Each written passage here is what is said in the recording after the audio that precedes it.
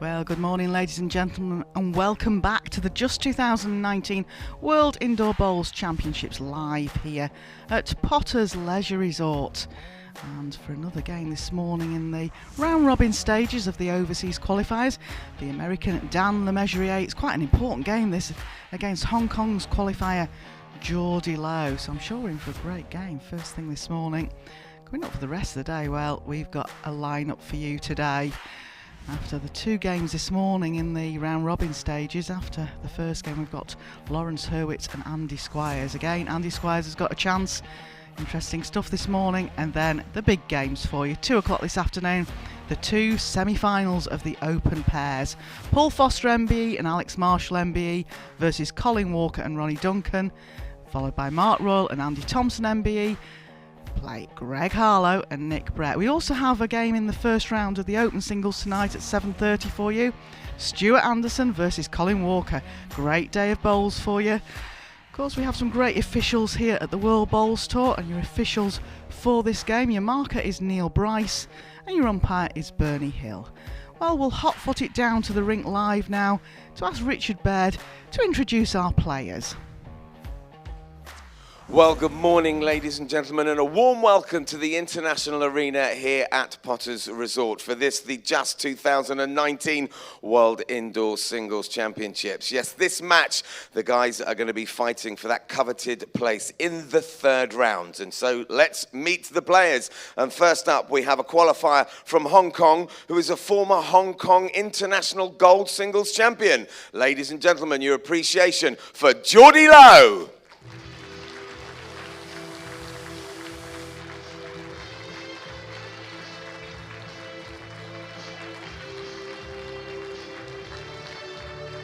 Jordi, enjoy the match. Thank you. God bless you. And our next player was recently awarded the World Bowls Tour Overseas Qualifier of the Year for 2018. Ladies and gentlemen, the reigning US Southwest Open Pairs Champion from California, it's Dan Lemessurier.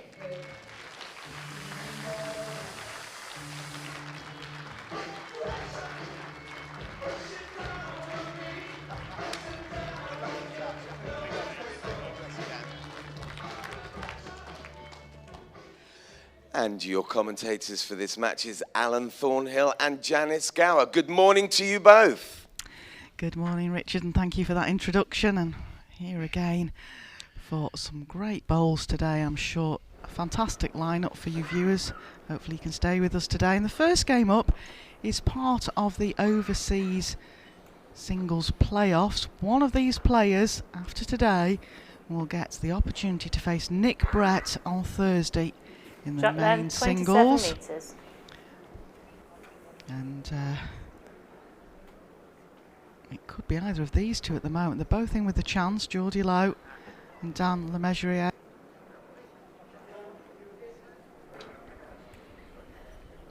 I know Dan would love to finish the table top because he actually played Nick Brett the Scottish International Open back in November. He was the qualifier there, hence one of the reasons he got Overseas Qualifier of the Year award at the World Bowls Tour Awards.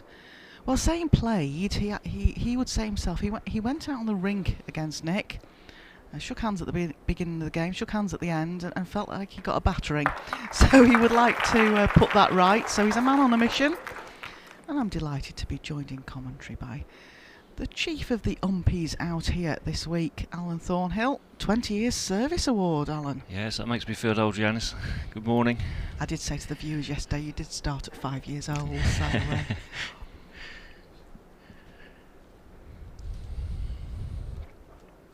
both of these players out here, if our records from last night...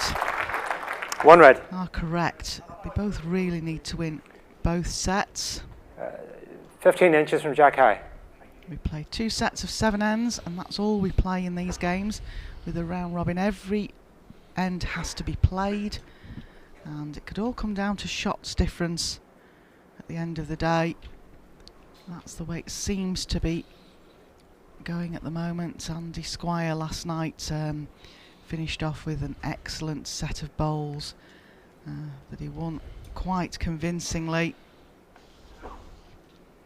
11-1 it finished up, so that was a big shots count for him.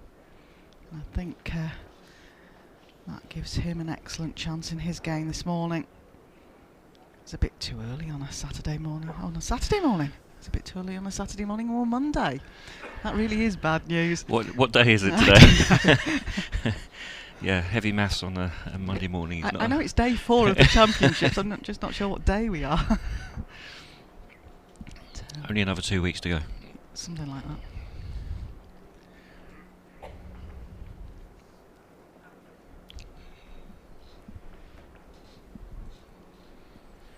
That's not a bad home really, just reaching, but if Dan watched any of Jordi's play over the last couple of days, Jordi's not afraid to go with a runner.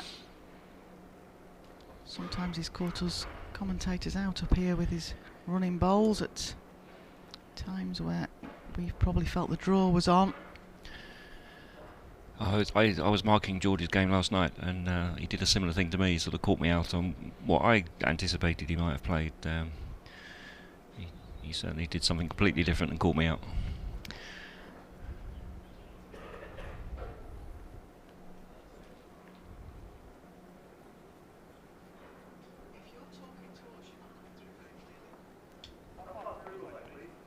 20 inches.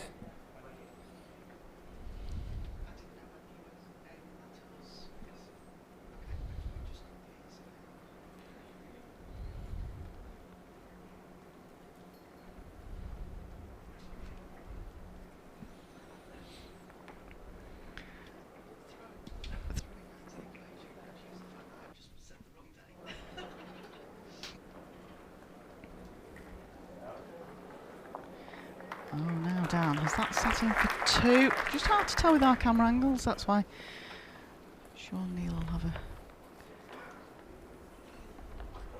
idea down there. Gonna take that one out? And one declared. Yeah, can we get that? If there's any chance, yes, I think at this stage, Alan, I think any chance of a shot, these players are going to measure. As we've mentioned, the shots is probably going to be very important. One red measure for 2. Yes, it's no good guessing and having in the back of your mind that you may well have given a shot away when you could have just got it measured to get the result absolutely correct. Well, umpire Bernie Hill being called out to make the first decision of the day here on day 4. Now I've got my days right, I know it's Monday.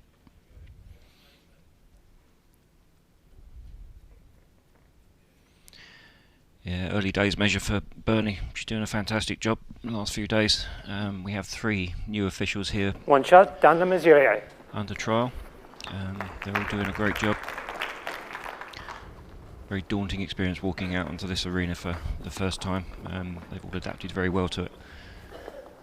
In fact, I believe it's all the newbies out there at the moment, because the 3rd official, I can see him prowling up and down the back of the stands there.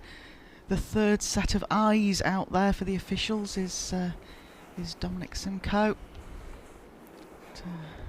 So we start off, Dan has won the first end. Shot length 1-0. 27 metres. We just had some news. We've got some Australian viewers. 4 o'clock in the morning, Alan. Barbara and John, thank you for joining us this morning. That's dedication for you. It is. Well, we do bring every bowl to you live that's played on the World Bowls Tour ranking events, so thank you for joining us. A great lead there from Dan. He's had a few practice sessions on the rink. He spoke to me before he went on to play. He said it's running very quick again out there. It's been running the last couple of days about 28 seconds, which is quite swift. 28 seconds. Gosh, I am having a good morning, aren't I? 18 seconds. Oh dear, I need that cup of coffee. Jack high, yes.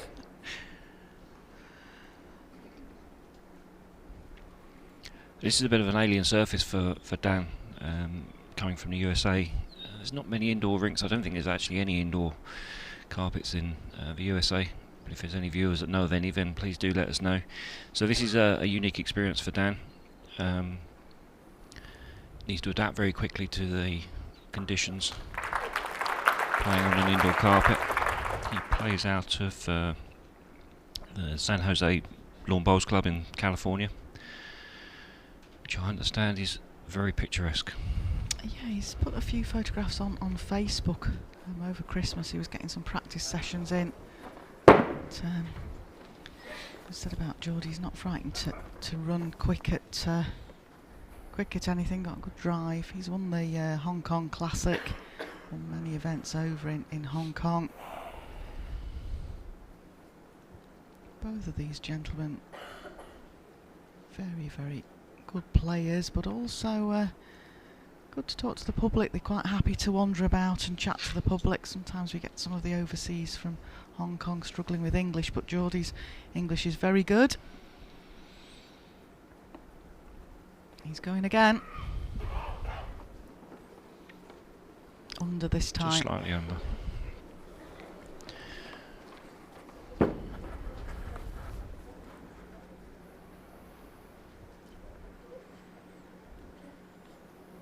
Very good player, Jordi. There's a good talent of young players in Hong Kong. They've always done extremely well at world level. Of course, no shot clock in operation for these round robin stages. The shot clock comes into operation when we start the last 32 of the open singles, which starts tonight at 7:30 with a humdinger of a game on the cards. Scottish International Open champion Stuart Anderson faces the gentleman got the award for Best European Qualifier of the Year, Colin Walker, who is also featured in this afternoon's semi-final. 4 shots down the Lemessurier. I think there's an example, Janice, of where the exuberant play just doesn't pay off sometimes. Set score 5-0 after 2 ends. A huge 4 there for Dan. Needs the shots to give him a really good chance.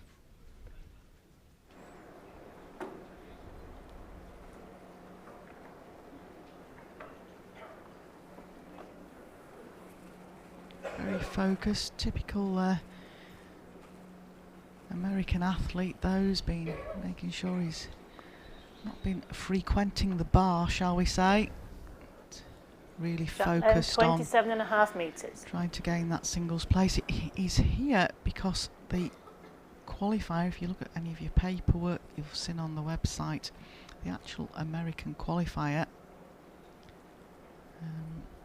wasn't able to travel due to illness.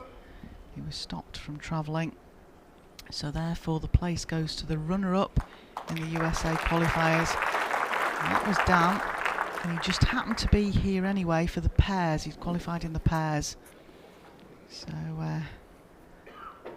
obviously he was very eager to take up the opportunity. Shout out to Charlie Herbert if you are listening in. Do hope you're feeling better. Sorry you couldn't join us this year. 2-inch gap.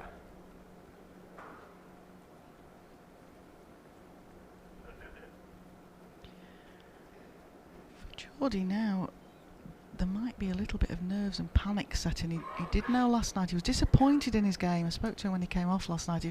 He was disappointed in his game last night that he only tied a set, but he knew he had to go out there today and win the 2 sets by a considerable margin, and he knows that this first set is slipping away from him.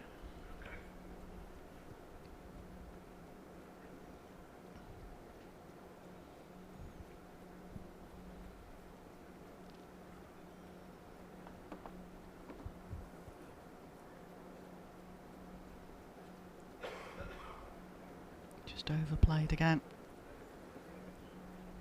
2 red. Obviously you've been out on the ring, Cal, and the bowls when they pass the jack do seem to pick up a little bit of pace. Running very well. Yeah, as you mentioned, Janice, it's running reasonably fast so far this year. They do run on.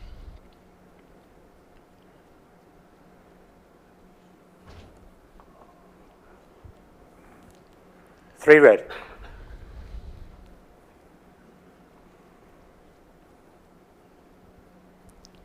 Still really should just be the draw for Jordi. Just try and get something in close.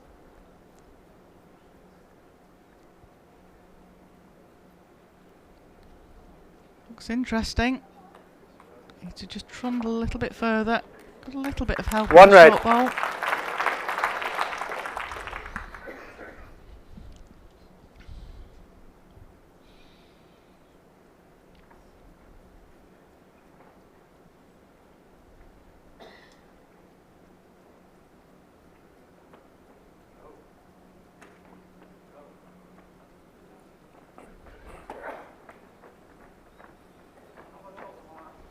Twelve-inch gap. Now, what's choice of shot going to be here? I'm not sure whether he can see the edge of the red bowl.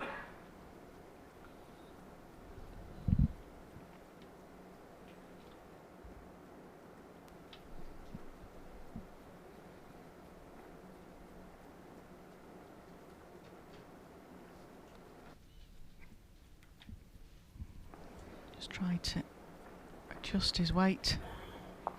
Just under. One shot, Dan Lemessurier. Put it down to one shot for Dan.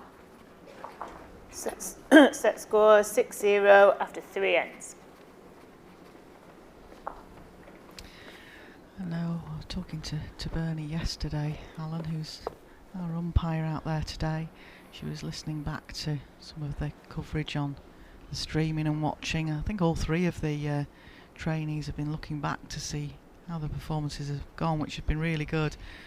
But she did say to me yesterday, I come over very Lancashire, she said. I said, there's nothing wrong with that, lass. Jack length 27 metres. She said, I'm very Lancashire. Yeah, it's a great tool to have as officials when you've got something to watch back. It helps when we're sort of giving little pointers to sort of watch things back and say where things can improve. But you know, actually, if there's very little they need to improve on, it's really now just polish. They've got the basics nailed. It's just polish and presentation. But yeah, she's got a very broad Lancashire accent, as has our marker Neil Bryce got a very strong Belfast accent. Have to listen carefully to what he's saying sometimes. Nod politely when I don't understand.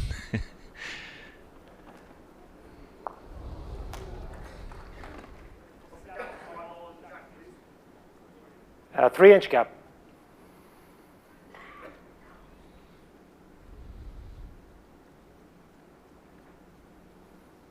I didn't like that. It's a very big swinging hand, this forehand back down to the commentary position. Well, he didn't like it, but it's a pretty good bowl. 2 red. Well, there you go, you see. Now, Jordi won't mess about with this. It's definitely his game. Draw and drive. Got a result. I think the jack looks to have gone out the side confines of the ring. That's toucher gone in the ditch there. Ditch cam nicely showing that. Neil just mark that toucher so that the players from the far end of the rink can see where that's reached the ditch. And 1 red. final thing is he respots the jack and then play can recommence.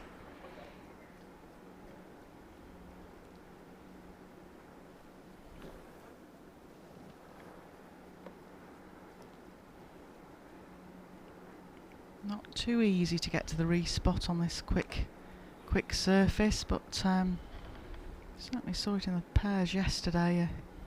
It is now more possible to do than it was earlier on in the week. Running about 20 seconds when it was first put down last Wednesday. Bowls were swinging at right angles.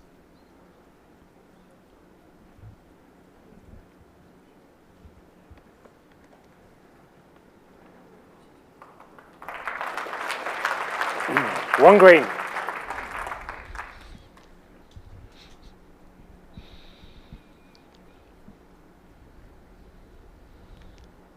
Good to hear. We've got some viewers out there that are enjoying the streaming coverage.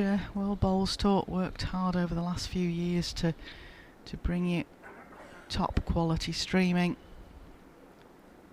live with every bowl in full HD. with commentary. 1 red. Even if the commentator gets her day wrong at times. But yeah, the BBC do come in on the 21st for terrestrial TV viewers. But we are with you still on the streaming on YouTube and Facebook all the way through. We had a fantastic viewing figures on YouTube yesterday for one of the pairs games. The Greg Harlow, Nick Brett, Dave Rankin, Kyle McElroy game received top viewing figures, and it's great to have you all with us. Don't forget, while I've got Alan Thornhill with me, if you've got any questions you want to put to him, please do let us know, and also let us know where you're viewing from. 1 shot, Jordi low.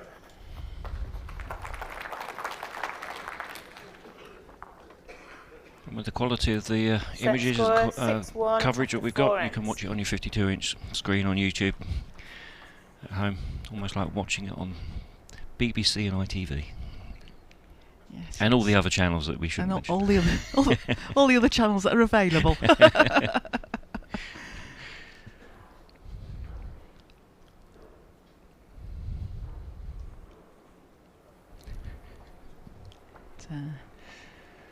Track length 29 metres. Fantastic now that you can watch all these early stages of the games. If you went back 5-6 years, you only actually saw the closing week of play. The amount of bowls that are sent over these 2.5 weeks, and some fantastic bowls at that. Just dropped a bit short there, Jordi.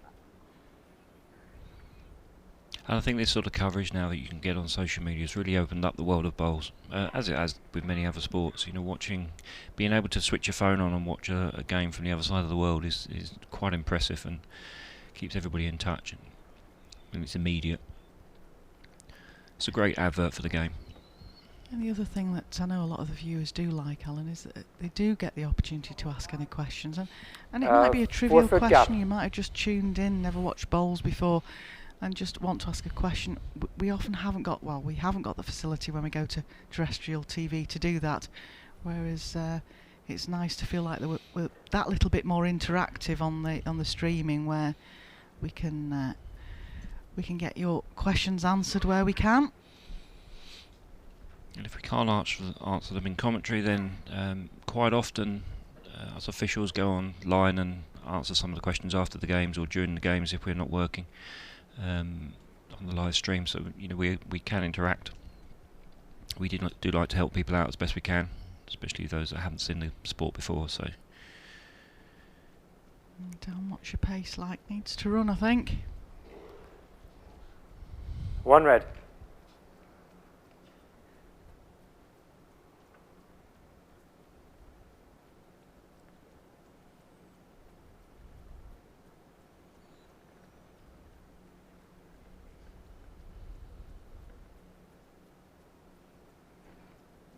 Down a good track here. It's a piece of the jack.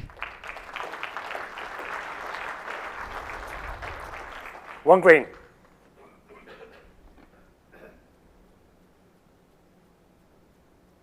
And as a player, Alan, the facility to look back on your games and, you know, certainly look at things like, could you improve your delivery, or, you know, what lines you should have played, bad shot selection. As a player, you like to sort of look back and see where you think you can make some improvements. 1 green. yeah, it's a good training tool, good coaching tool. Oh, this was a question we got asked yesterday. Jordi's gone halfway up the rink with his bowl.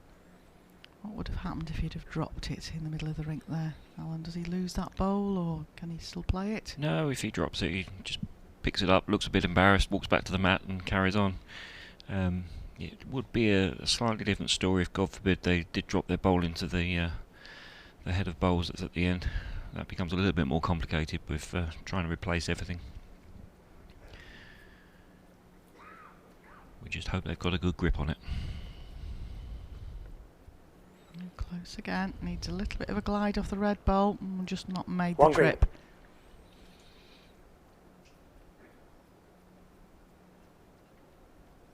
We also get questions along those lines, Janice, where we have restrictions on movement of players during these games, so they can't come up and visit the head in this particular format without the shot clock in use until after their third bowl. We do get asked occasionally as markers if they can come and visit the head. We had a couple last night when things were quite tight shot, towards the end of the Jordi set.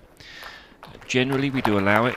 We certainly wouldn't think about it at the first end of a set, for example, and we can help them out much easier when it's not so crucial.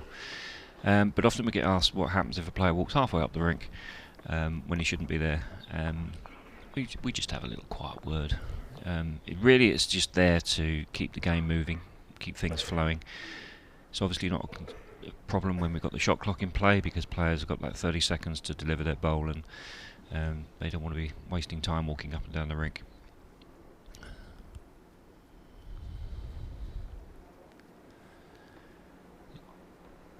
Just going to stay on this jack. Then 29 metres.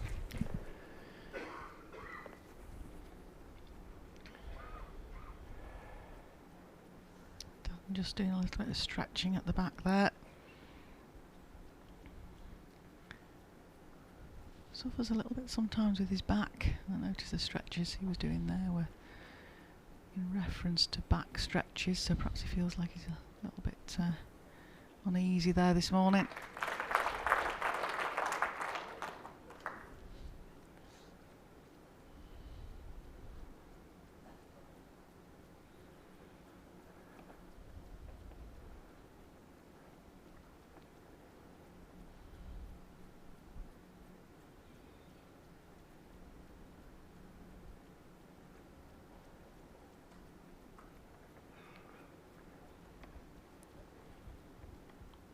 From this angle of the camera, it's just dropped short. Neil's about to go and let us know. 1 green. 15 inches short of jack high.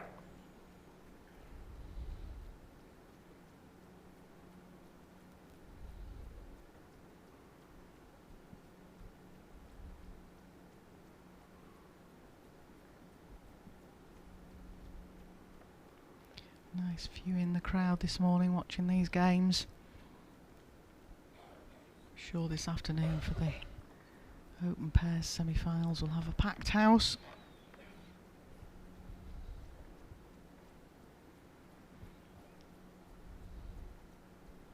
Geared up to be a great afternoon of bowls. We've got an all Scottish clash and then an all English clash, which by nature gives us a Scotland-England final a week on Monday.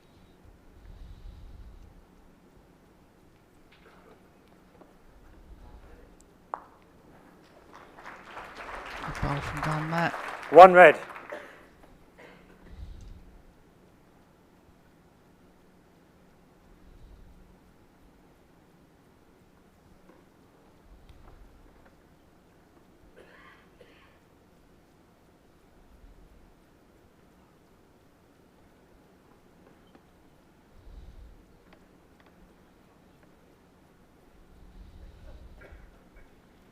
It just tends to just play that reaching bowl, and it's not an easy shot to play on the rink at the best of times, but certainly when it's quick it makes it even harder.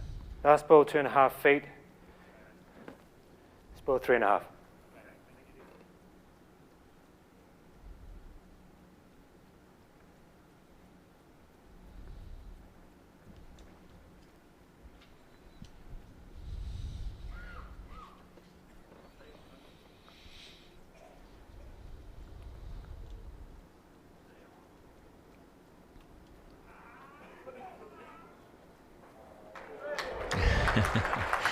Some interesting noises coming out of Dan Lemessurier there.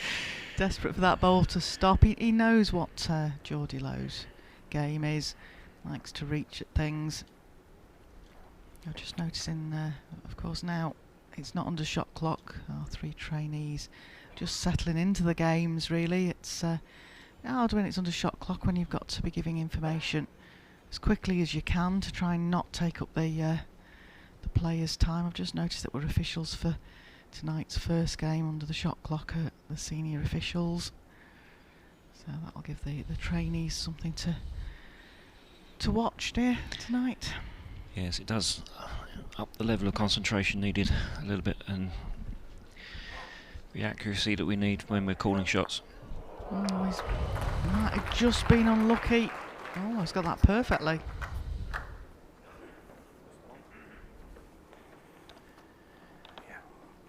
One red.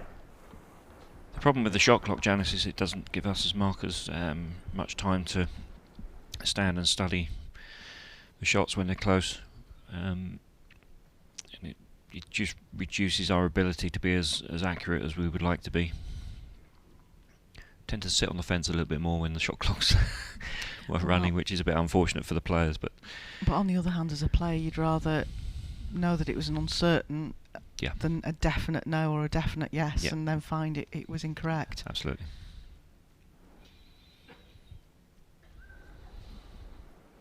Yeah. Just not running down. Okay. One shot down Lemessurier. We're going to the last end of this opening set. Set score 7-2 after 6 ends. This is where it confuses some of the spectators, because obviously Jordi can't win this set now, but it could all come down to shots at the end of the day within this table. So we play out this end for Dan's purposes now. The more shots he scores at this end, the better. I think losing this set will put Jordi low out of the equation. 27 metres. So then it comes down to Dan versus Andy Squire. Andy Squire next game up, and it's all about who gets the most shots then.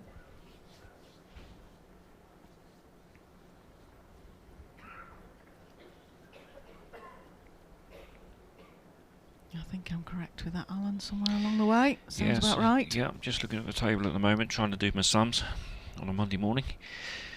I think there's 11 point shot difference between Dan and Andy Squire as it stands. So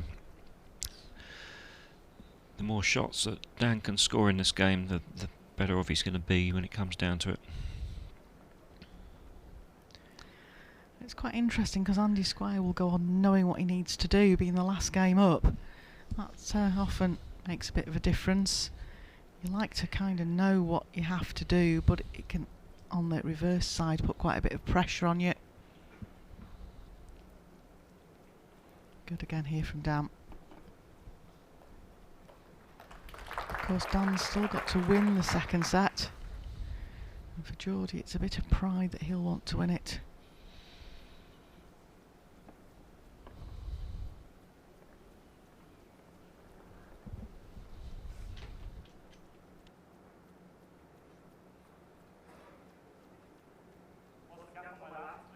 Sixteen-inch gap.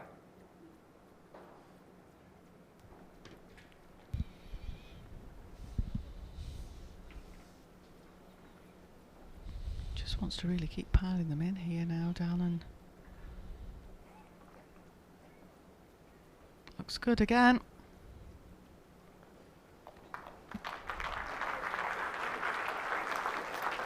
Three red. Certainly a man on a mission this morning. Yes, he's got a job to do.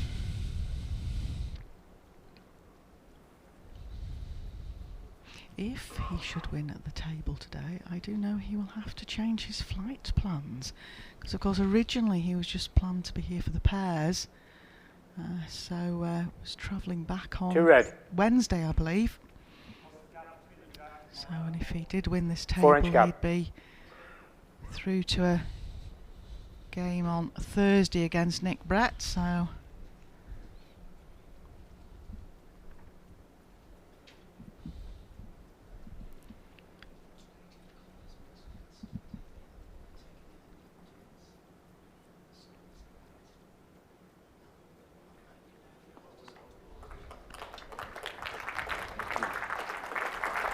three red.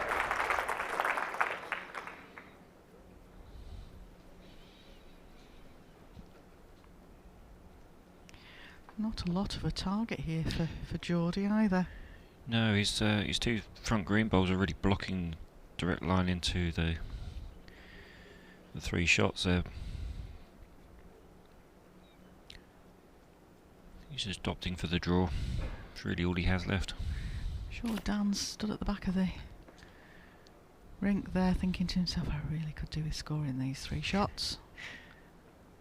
This is a good line from Jordi, might have just overplayed it. 3 shots. First set, Lemessurier. It's another plus of 8 shots for Dan to go on the chart. Still think he needs to win the second set though to put all the pressure on Andy Squire.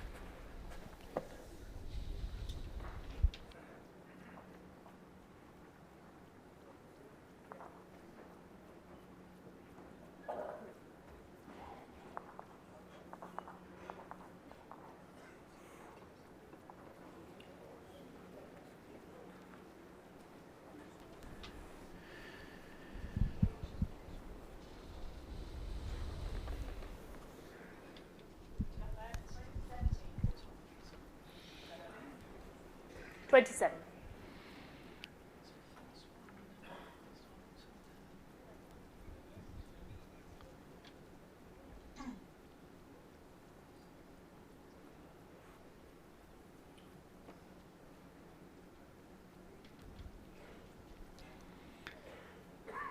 Oh, just the confirmation there, 10-2 that opening set to Dan Lemessurier.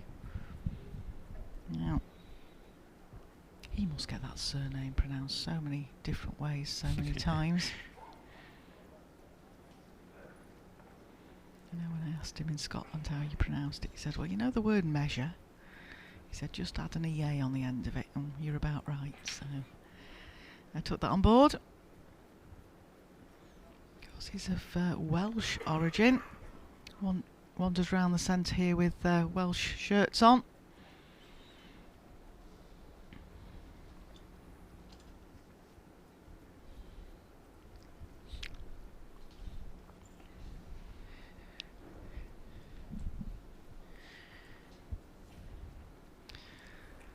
Just dropped short there, Jordi, but still plenty of space for Dan.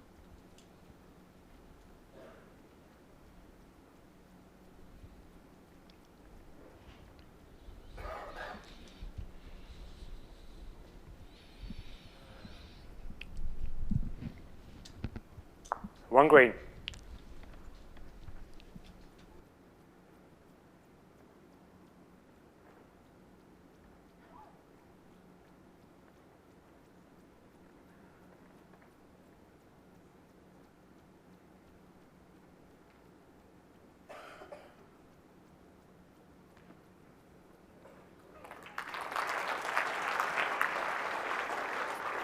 Two green. What's the gap between the shot and the jacket, please? Touching. How far short was my last, Billy? 3 feet short.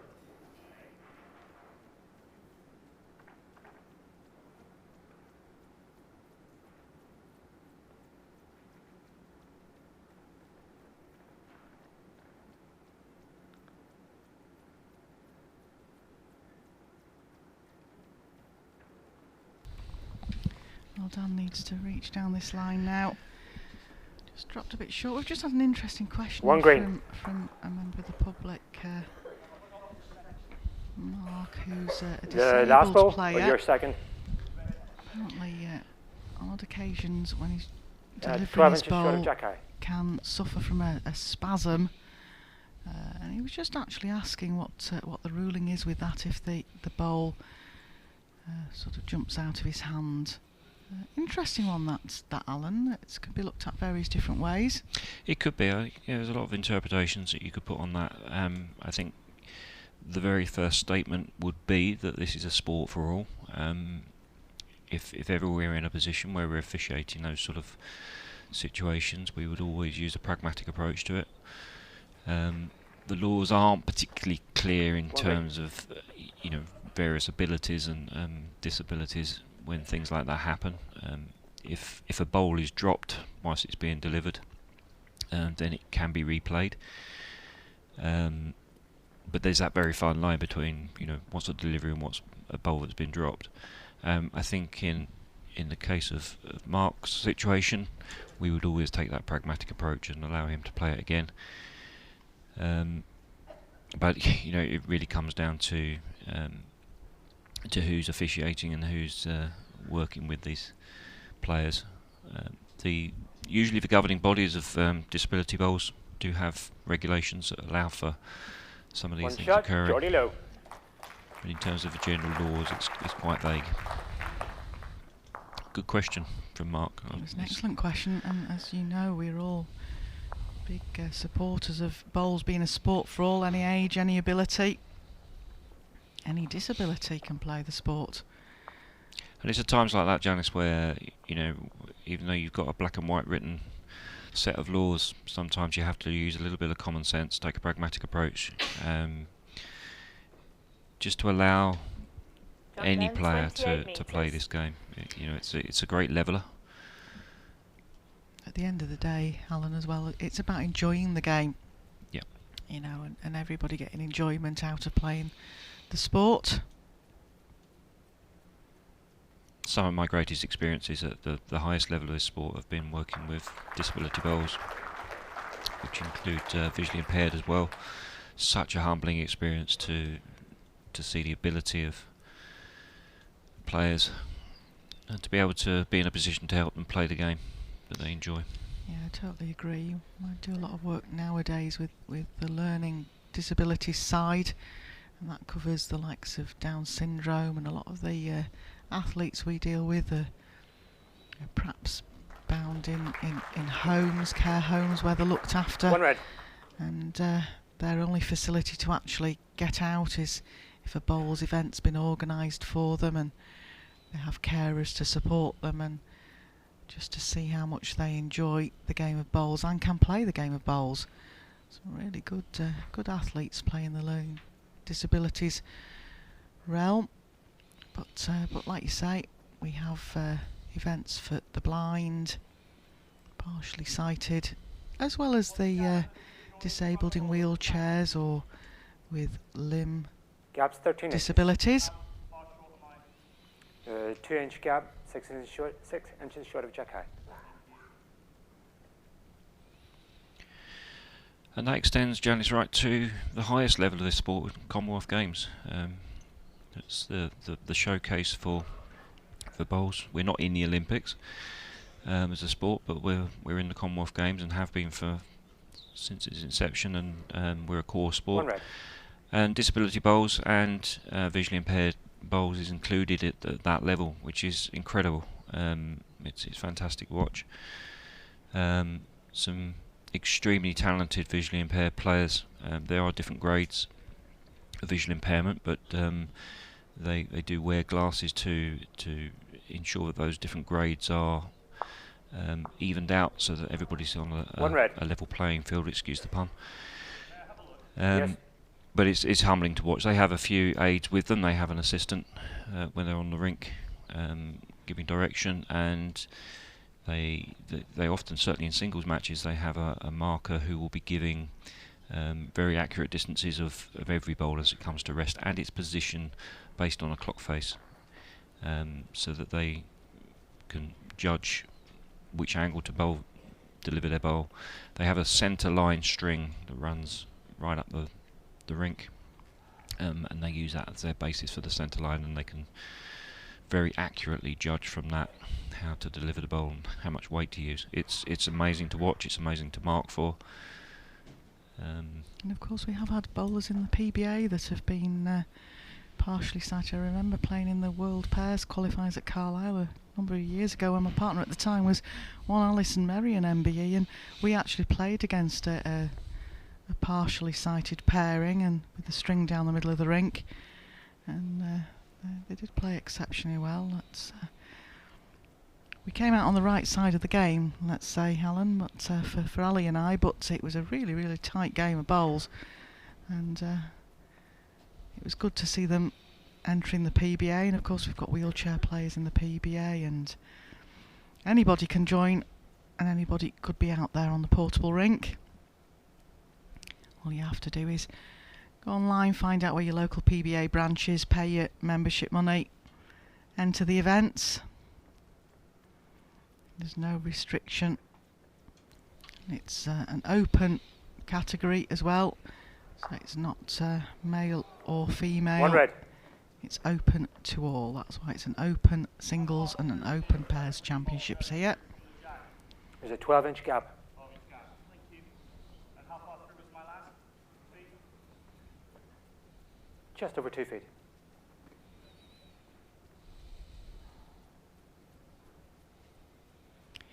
Well, Dan's going to get on the card at the second end in the second set.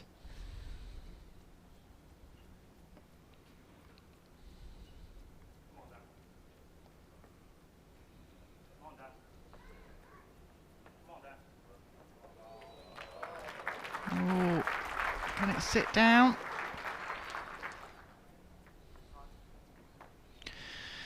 There's an interesting situation here. I don't think... No, he 2 hasn't. shots, Dan Lemessurier. An interesting situation there. The bowl finished and it was leaning Set score 2-1 and after could 2 well ends. have fallen in for second shot. Dan would have had the opportunity to ask for a period of 30 seconds to elapse to wait for that bowl to fall. He did speak to Neil, so it'd be interesting to find out afterwards if he actually asked yeah, for 30 seconds. It's difficult to tell from our position here whether he did actually ask for it or not. He may well have done. But we, Gentlemen, as markers, we 27 would and a half metres. we just check our watches and make start the count 30 seconds. At the end of that 30 seconds, we would go in and wedge the bowl if it hadn't fallen. If it does fall, of course, then we start the measuring process if it's required and shot determination.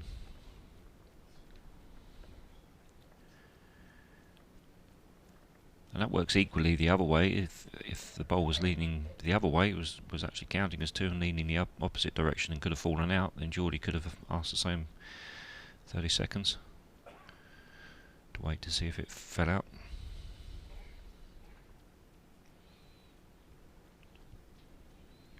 It wasn't needed in this case. The bowl fell. 2 shots to Dan.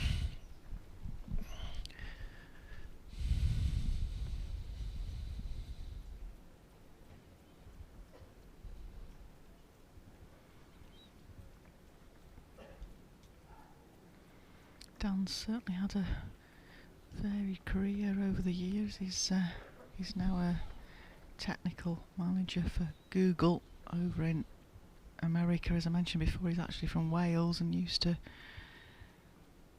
be part of the martial arts boxing regime at that time, which is where the damage to his back's come into play.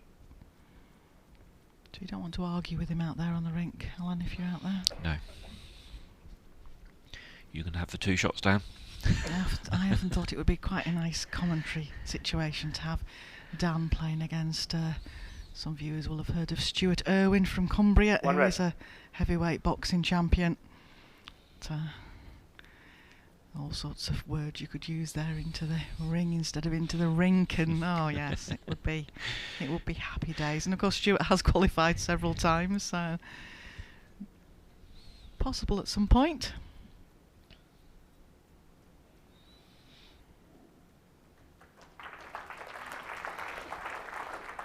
Two red.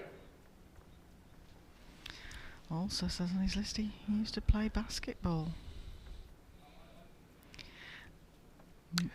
Which surprises me actually. I mean, you know, professional basketball players are 6 foot, 7 foot, Dan's not that. hugely massive guys, but Dan's not built like your typical basketball player. But Yeah, the former pro Thai boxer is more, One green. more his build, I that's think. his build, yes. He obviously feels comfortable coming over here and playing on this portable rink. He lists it on his That was 4 profile inches. as one of his favourite indoor greens. Yes, It might actually be the only Up indoor there, green he 10 gets to inches play to on, the to be shot. fair. I was going to say there is that element, and also he has actually filled in this player profile since playing against Nick So- Brett in Scotland. So He's fallen in love with the portable rink. He's certainly settling in quite well. we have a night up at Scotland. It's WBT versus the BBC Fun Night, and I sadly had to pull out of that for personal reasons this year.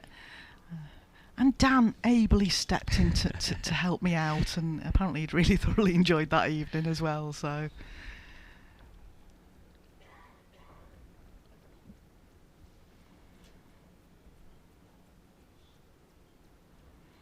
Well, Jordi.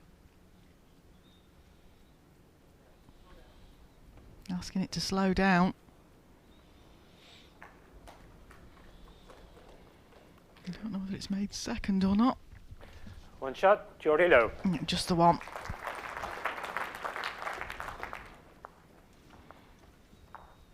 Two all. Set score 2-2 after 3 ends. Doesn't really help Dan's cause at the moment.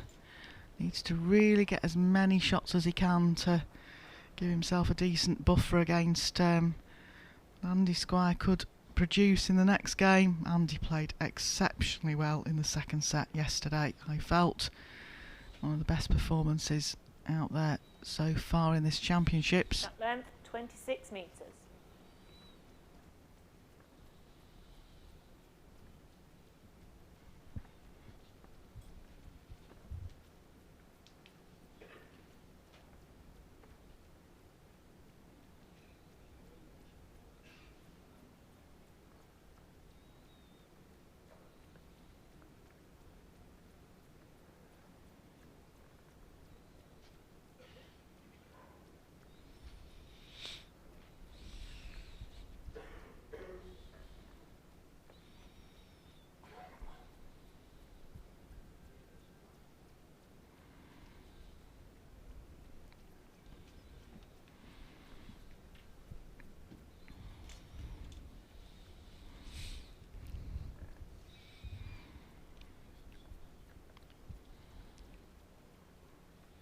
Yeah, we've just had a very good question in here, Alan. It's one that we have had before about the imperial and metric measures given from a gym. Of course, the spots on the rink are based in metre sections, but you often hear people saying a yard. It's an interesting question, that, isn't it? It confuses us. Yes. I know some of the it's Australians in particular, they like to actually be instructed in metrics, so really want to know in centimetres rather than inches. Yeah, I think it really is an historical answer to this question. The sport's been around long before metric systems came into operation, and the laws were always defined around the imperial measurements. For many years. There's now a 3-inch gap. Laws are now framed around the metric system, but of course we have a lot of countries that still work in imperial, USA being one of them. So the laws are based around metric, so dimensions on the rinks, spots up the rink, all done in metric, but traditionally we tend to give our responses and distances of bowls and things in imperial. We do of course come up against players, certainly younger players nowadays, that are obviously not taught the imperial system, certainly in other countries, so we do have to be adaptable.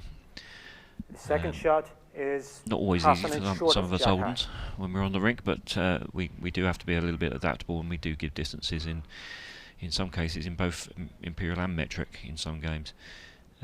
Interestingly, and I've asked this question numerous times when I've officiated at junior events, very interesting that a lot of junior players still want to, or still understand the imperial system when they're playing bowls, even though they have no real concept of what the imperial measurement system is, because generally they're raised in the game, they play the game, they're coached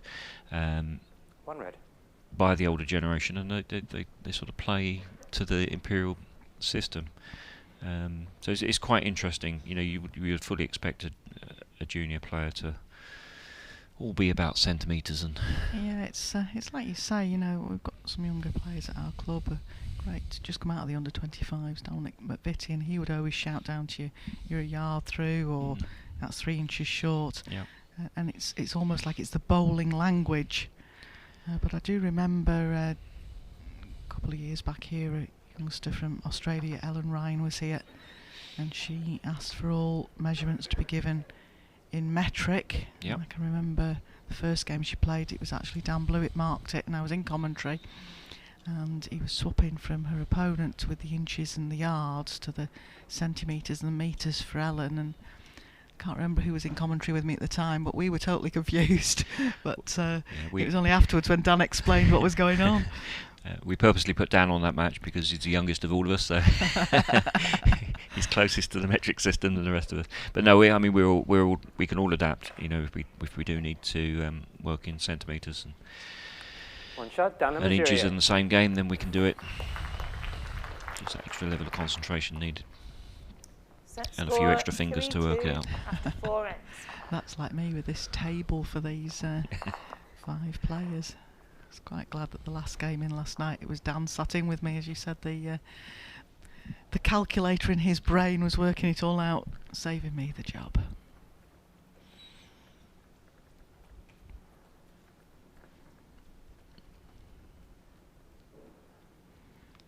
Well, I know Dan's pairs partner's still here supporting somewhere, Mike McNaughton. He came in commentary with me yesterday. Another youngster going through the ranks. Set length, Great 26 player in his own metres. right. He was quite eager for Dan not to play the singles, so that he could have played the singles. Oh, he's very supportive of Dan.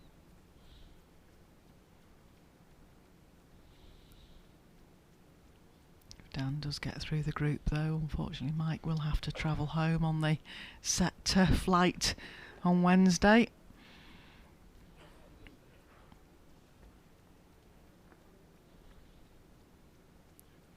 There's a lot of those sort of things to take into account as well. It's the professional indoor bowls championships here, but most of us have other jobs as well, full-time jobs, including the gentleman sat next to me. And for the players and the officials, it's all about juggling the time off work to be here.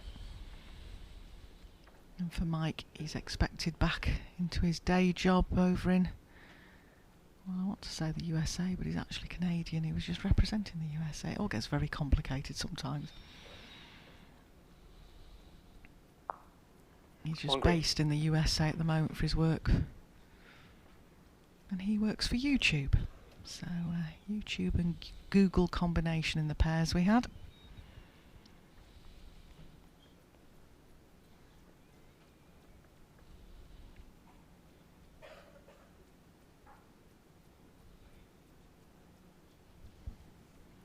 Well, 3-2. It could get nervy times for Dan here. He knows he has to win this second set as well to give himself a really good chance.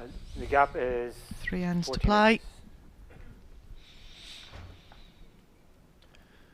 And interestingly, Jordi has really settled down into a more drawing play in this set.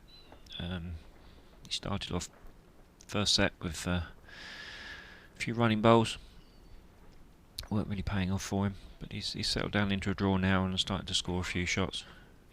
2 green. Much to Dan's annoyance, I'm sure. Yeah, and that's when it can get frustrating for a player, especially, like I said, I'm pretty sure losing that first set puts Jordi out of the equation. And Dan's looking very fidgety at the end of the rink. But it's all about pride as well. 2 green. Uh, If you can't finish first or second, you want to kind of finish third in the table. I know it's the same thing for next game up. Andy Squire is facing Lawrence Hurwitz from Israel, and Lawrence wants to make sure he finishes 4th in the table if he can.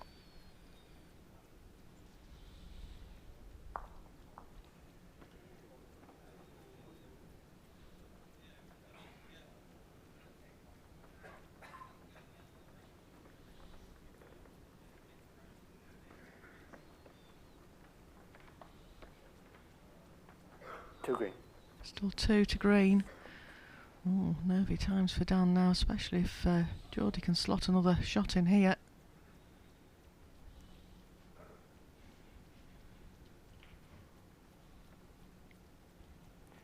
Jordi, that ball has just moved.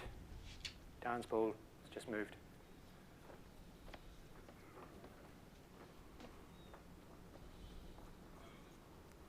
One green. It just rocked round the green ball, did Dan's last ball. Yeah, Jordi's quite right. Just because something's disturbed, it's well worth settling yourself down again before you play. Yeah, have another look. He's got there's no restriction on time here, so he's got time to come and have a look, settle himself down. His shot may well have changed. His decision on the shot he's going to play may well have changed, so it's worth just having another look. Well, he's dangerous if he chooses to play the forehand. He could actually roll Dan's short bowl in, so he's got to be very careful. I think he's looking to just get round the short bowl and tickle the jack. Got 3 out of it.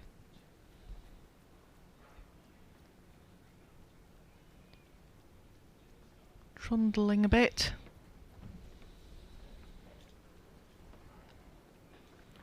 One shot, Jordi low. 3 all. 2 ends to play. Set score 3-3 after 5 ends.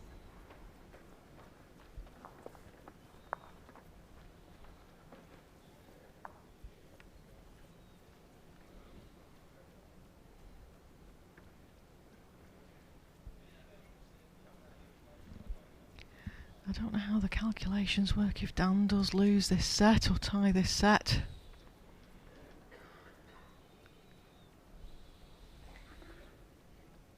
Jack length 27 metres. For what I was told last night, it was a question of he had to win both sets.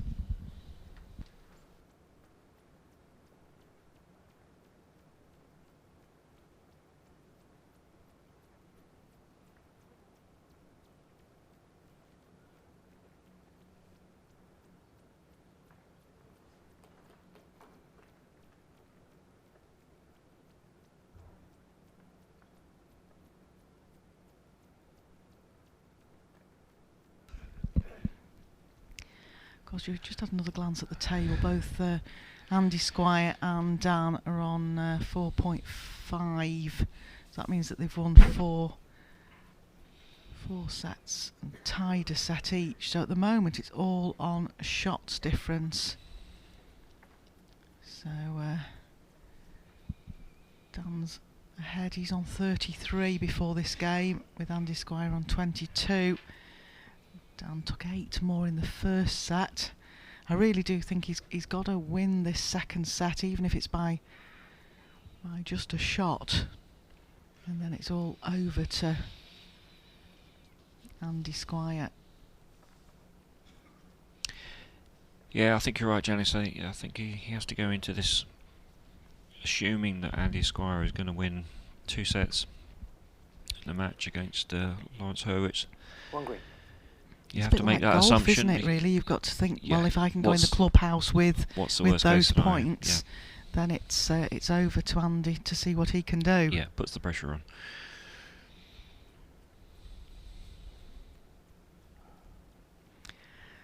But he needs to find a bowl at this end.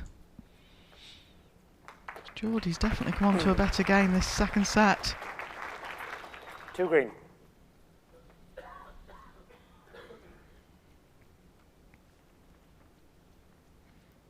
Well, that's not helped. Down the bowl, sitting down.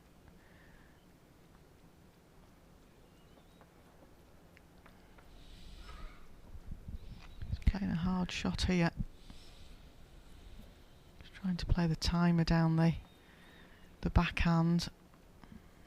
Just struggling with his pace at the moment. He doesn't look as settled now as he did 4 or 5 ends ago, and certainly in the I just first wonder set. if that's an element of nerves kicking in. You see, to me, the shot either there was that the forehand get close or hit it, and he kind of didn't do either. It's sort quite of played an interesting. in-between shot, really. Yeah. And it's a hated shot of most players if you can walk up and you look at it and you think, I was undecided there, And that's a fatal mistake, to be undecided. Even if you play the wrong shot, play it with conviction. You see, I think he's left himself in all sorts of problems here. 2 green. Needs to at least get second bowl, and whether that he feels is with a runner right down the middle, he's got best back, or whether he feels he can just draw. Well, he's playing it down the backhand. Well, it certainly wouldn't have been my choice of hand, Alan. Got to be perfect weight. Just running through again. 2 shots, Jordi low.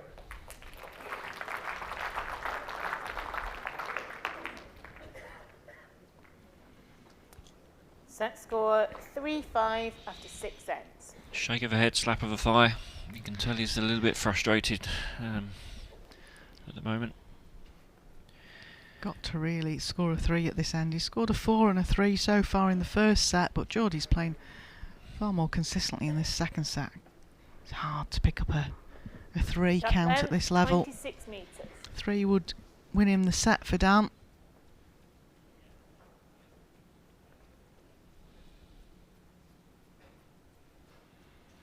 Otherwise he's relying on Lawrence winning one of the sets against Andy Squire.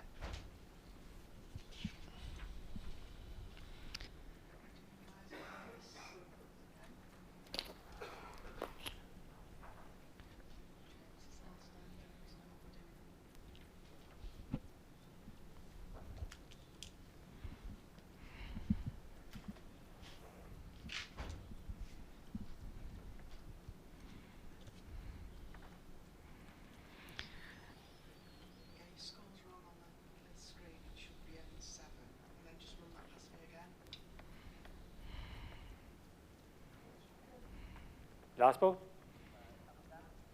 Your first ball is 2.5 feet gap. 1 green.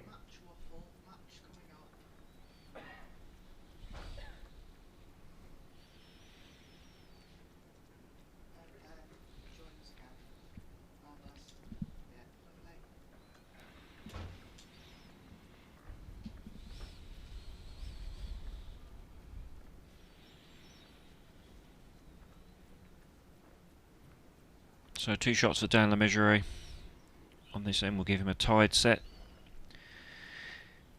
He really needs 3 to win the set.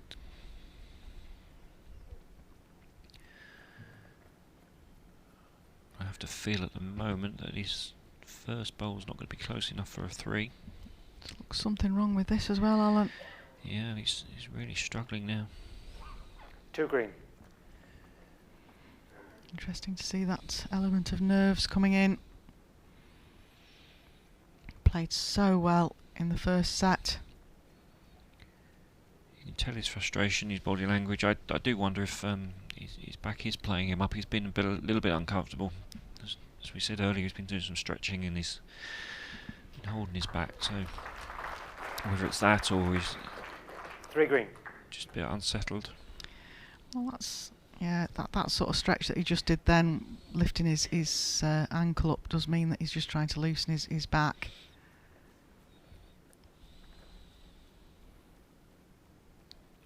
He's opening up for a drive shot here.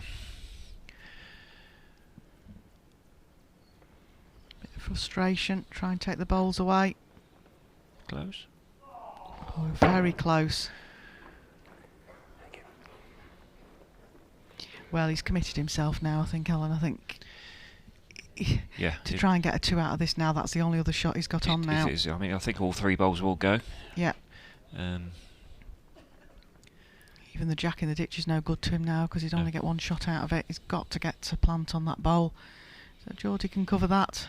Say it's all about a bit of pride for Jordi now. He's played very well here.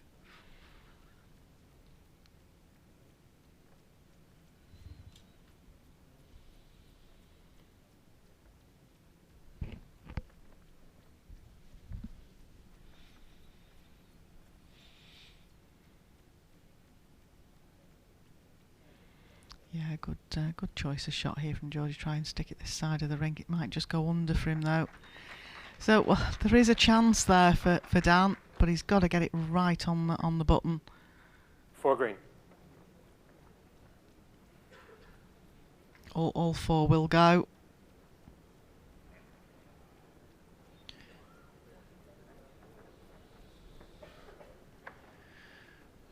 Jordi having a look from behind the bank there at the line.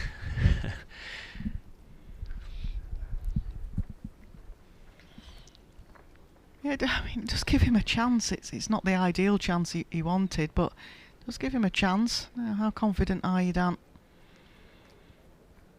Hit that closest green bowl behind the jack. All 4 will go. Of course, his own bowl's got to stay to count for the 3 as well. That's assuming if he can get the 4 green bowls far enough away from his short one. So not an easy shot, this. Going again. It's closer. Yeah, it's close. He's very close this time. No. Oh, how unlucky was that? He got the result, but they just sort of 3 shots, ricocheted second between set, Jordi themselves. low, match tie. So 1 set all there. Thanks for your company for the game, Alan. But, of course, the next game up could be very interesting. Next game is the last game in the round robin, and it features Lawrence Hurwitz of Israel versus Andy Squire from England. And then cracking lineup for the rest of the day for you. Back to the main Open Pairs Championship. Paul Foster MBE and Alex Marshall MBE versus Colin Walker and Ronnie Duncan. Played twice before, honours are even out there on the portable rink. Then we've got Mark Royal and Andy Thompson MBE versus world number 1 Greg Harlow and Nick Brett, an All England tie. And the game this evening at 7:30 is the first in the Open Singles. Stuart Anderson versus Colin Walker. Join us shortly for the next game on this afternoon. Thanks for your company.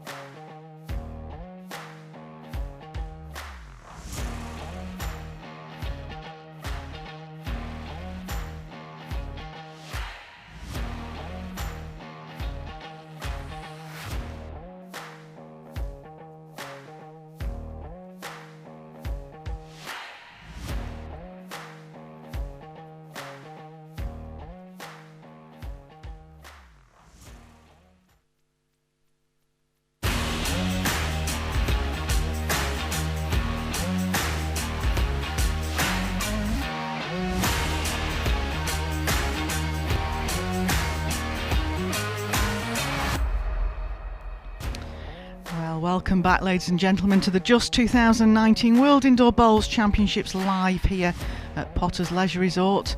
And the last game this morning is the last game in the group stages. Lawrence Hurwitz versus Andy Squire. Andy Squire, a huge chance of taking this group stage and going into the main draw. Well, the WBT Awards event was the other evening, and I actually received an award there, which I was quite surprised about. And here are some of the comments from our winners from that night. Enjoy.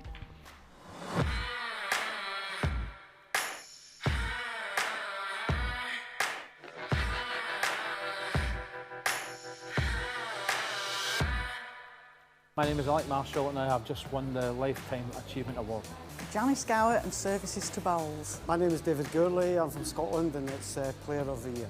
Oh, it's just a great honour, you know, to win any award is fantastic, but to win the most special award of the night, you know, the Lifetime Achievement Award means just so much to me. Totally shocked to win this award today. I wasn't expecting it. The work that I've done over all the years with the disabled to try and get them to bowl, to be able to bowl, just amazing, really. Yeah, look, it's amazing. You know, there's so much talent in this top 16, and to get Player of the Year is just fantastic. You know, it's a great feeling. There's no other venue in the world that's like it. It's like playing in a cauldron with people around you, and the atmosphere is absolutely fantastic. It's great camaraderie between everybody, between the staff and the players and everybody else, and it's just great to be part of it. Well, that was a great evening for all involved, and of course we go now to the order of play for today. Still some great games coming up. 2 o'clock, Paul Foster MBE and Alex Marshall MBE versus Colin Walker and Ronnie Duncan. Mark Royal and Andy Thompson MBE versus Greg Harlow and Nick Brett. And the game at 7:30 tonight. First in the singles main draw, Stuart Anderson versus Colin Walker. And our match officials for this next game up, well, the marker is Bernie Hill and our umpire is Dominic Simcoe. Well, we'll hand over live to the rink to Richard Bear to introduce our players. Welcome back to the International Arena for our final match of the preliminary playoff rounds to see who goes through to the first round of the World Indoor Singles Championships here at Potter's Resort. And our first player from Essex has many national titles to his credit, including former England national outdoor singles champion. Ladies and gentlemen, will you please welcome onto the rink, Andrew Squire.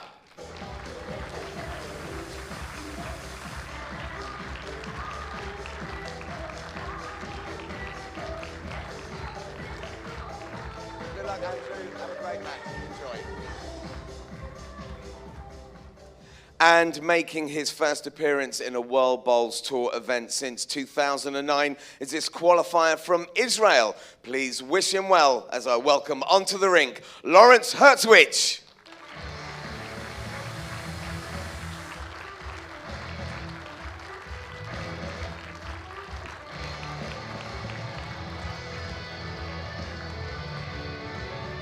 Good luck, Lawrence. Enjoy. And your commentators for this match is once again Alan Thornhill and Janice Gower. Over to you both. Thank you very much, Richard. And as we said before, this is the last game in the round-robin stages of the singles. Andy Squire, the man in green, huge chance now. It was kind of between him and Dan Lemessurier, and Dan's just lost the second set of his game. And no doubt we'll have the latest tables brought into us, Alan, but I think that means if Andy Squire wins both his sets, that's all he has to do now. I think that's how we're working it out, Janice, but an updated Jack table will help us. 27 metres.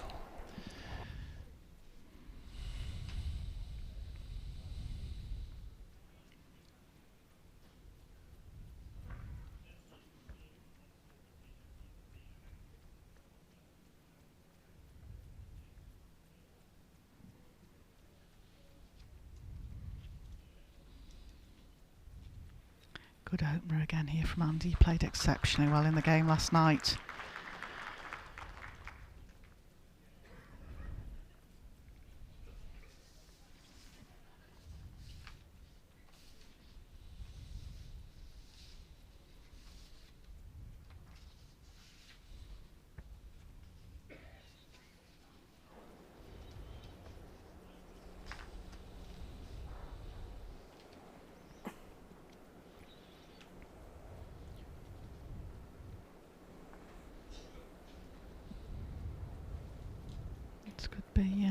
interesting game. It's the second game on the portable rink for Lawrence Hurwitz. He won the first set last night against Malcolm White, but lost the second set, which put him out of any sort of contention. All the pressure's on Andy. Just needs to win both sets.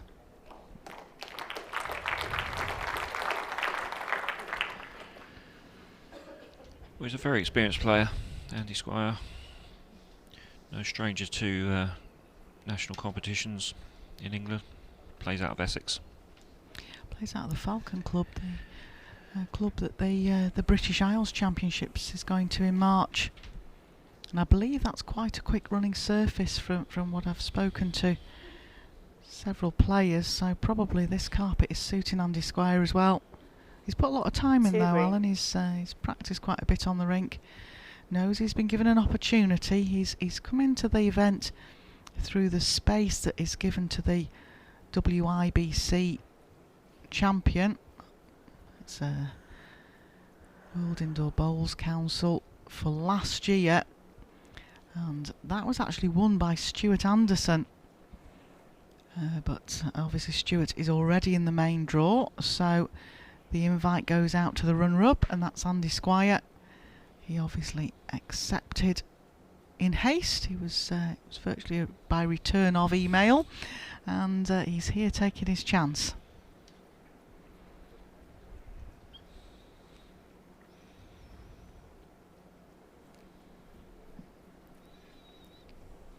Marker on the rink is one of the trainees, Bernie Hill, and also one of the trainees out there is our umpire Dominic Simcoe. I think looking up to the stands, our third man is Francis Fletcher. No, it's Neil Bryce. They've done a swap Three around. green. Ah. You know, I knew I needed some opera glasses for this position to see people. So it's the three newbies on again then. It's a long way away. Yeah, we're giving the three of them a good opportunity to get used to the stadium, the environment, working together. It's important of this this tournament that we work very well as a team. All three of them have fitted in well with the rest of us, which is excellent. I keep winding them up and saying the next stage is to go into commentary, Alan. I don't think we'd throw that at them just yet, though. That would be mean. Of course, each very experienced officials in their own right. They're all been working very hard, domestically, nationally. Years of experience under their belt. Our umpire Neil Bryce is also, our roving umpire Neil Bryce from Ireland. Very fortunate to work with Neil on the Gold Coast in Australia at the Commonwealth Games last year. Very, very good working with him. Jack length, 24.5 metres. His first appearance at that level. I did an excellent job.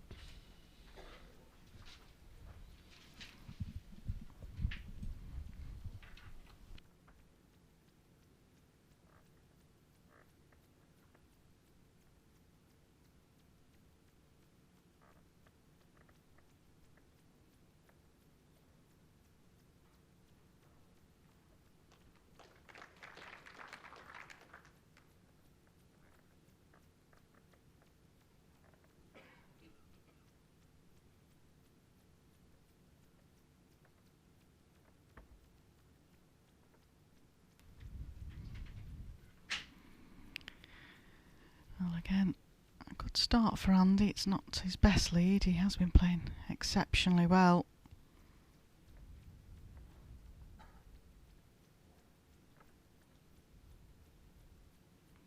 We've just been handed the table as it stands now.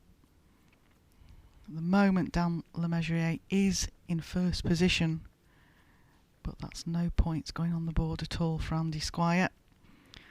Lawrence Hurwitz, if he wins both of these sets, he can't win the group, but it would mean that Dan Lemessurier would win the group. Andy Squire, still on my reckoning, if he wins both sets, he's guaranteed it now, even with the shots difference.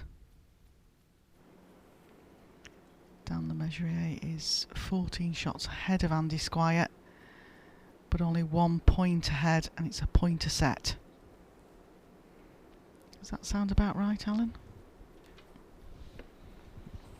Yep, that sounds pretty good to me. All very complicated, One this, green. isn't it? It is, it is. It's. I wasn't expecting to have to No, this one.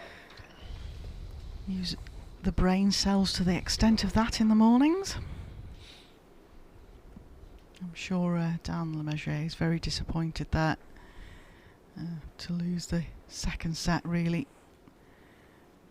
puts all the cards in Andy Squire's hand.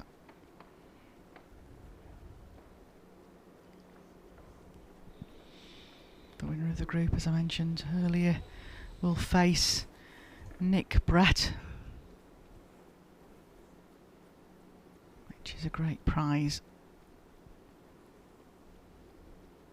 Lawrence on the map there from Israel. I'm sure we've got a few tuning in from Israel. We had Zvika Dar, who's one of our regular qualifiers from Israel, on the YouTube stream last night, watching in.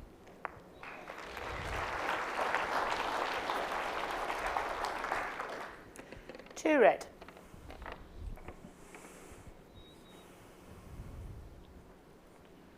Very good ball there from Lawrence to draw the jack over to 2 shots.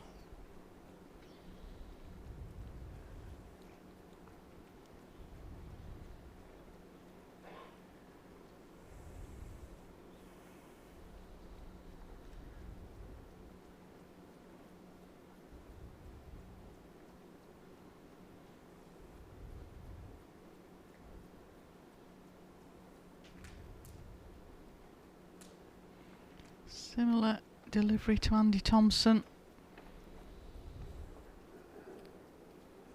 Not been frightened to play the running bowls, but has been so accurate on the draw, really hasn't need to look at that shot.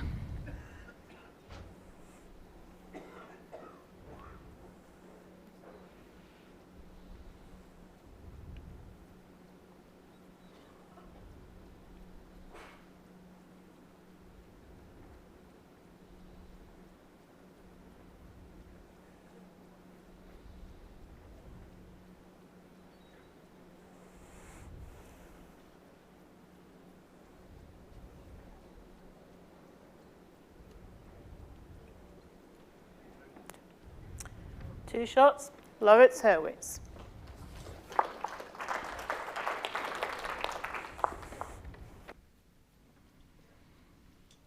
Don't forget to let us know where you're tuning in from. It's always good to know. We've had some interesting places this year so far at the World Championships to add to our little list. It's always good to hear where you're viewing from, as often our sponsors, prospective sponsors, ask where our target audience is, and we say all over the world, and it's good to have a list to be able to say where people are tuning in from.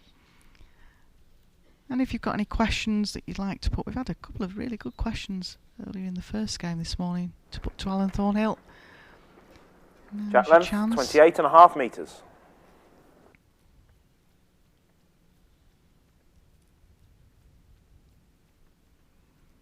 I think the other 3 games today, I've got 3 players in with me. So any questions to put to players, it's your opportunity to do that this afternoon.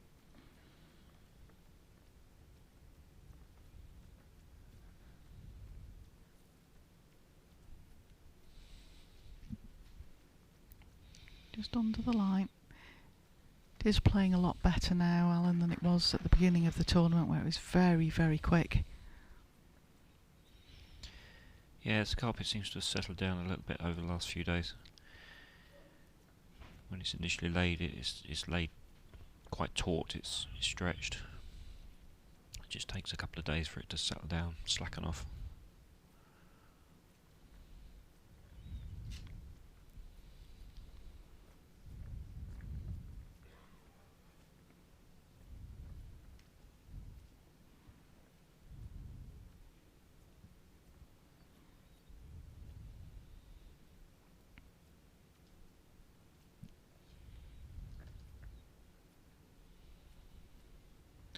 And of course, talking of experience of playing on carpets between these two players, it's like chalk and cheese.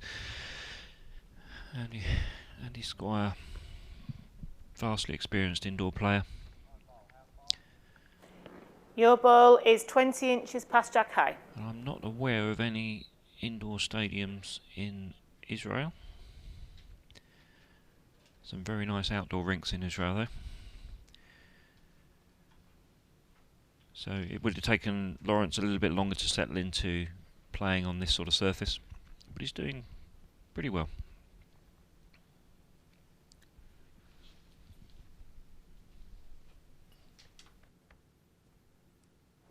Favour 1 green.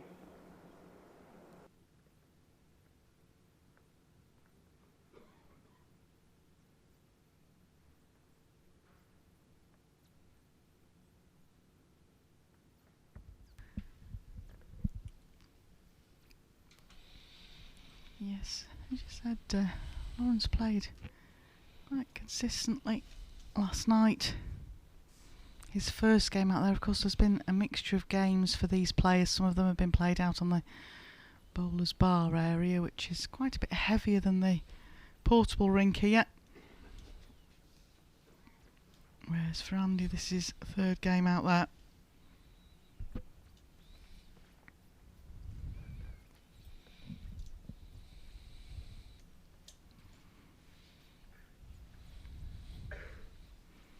Looks close again here.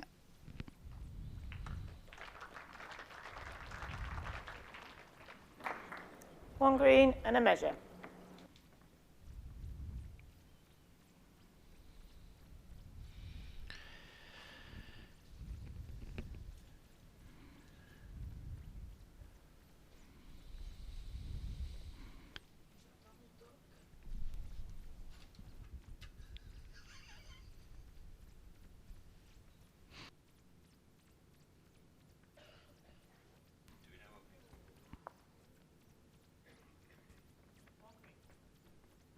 One green.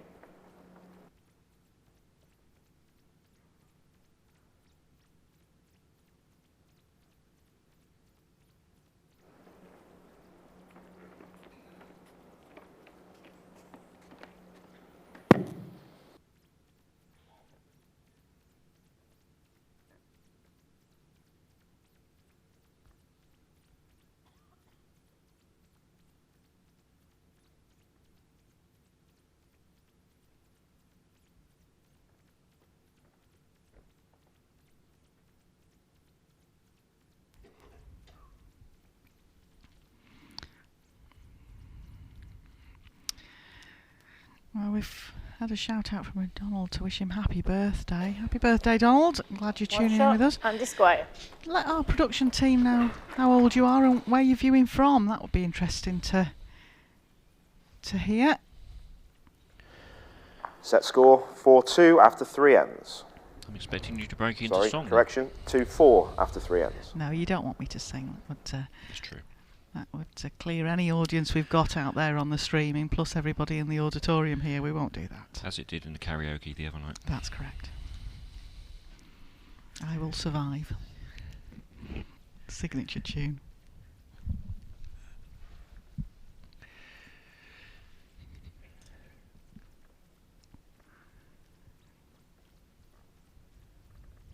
Jack length, 25 metres. So not only do we have some experienced officials out there this week, but we've got them well trained as well. Janice has just been handed a nice cup of coffee from Dan Blewett. Waitress service, you know. Waitress service, yes. Definitely. I think he did then offer to go and get you a coffee. I'll send him back to get me one. Oh, well, the original plan, Alan, was that you weren't going to be in here for both games, and he'd only bring me a coffee for the second game if there was any reasoning behind that. Nice latte here from the bar at Potter's. Great facilities here, great food. I do like the lattes from the bar. But, they treat us really well here. Get breakfast, lunch, evening meal, and then midnight supper feast as well. Yes. Certainly leave a stone heavier when we've done this tournament.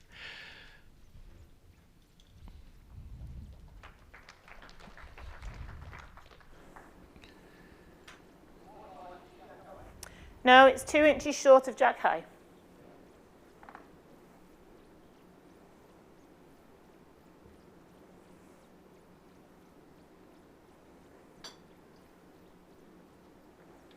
Oh, Alan, that coffee's lovely. Just making you jealous. Well, certainly a good end again here from Andy Squire. Slips past his own. He's built up the head a little bit here. It means Lawrence can afford to reach. Just a reaching draw, I would think.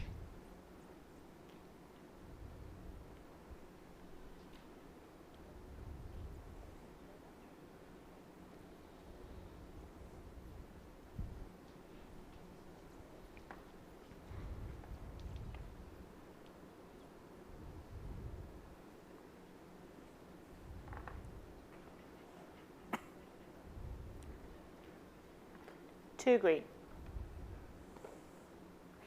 I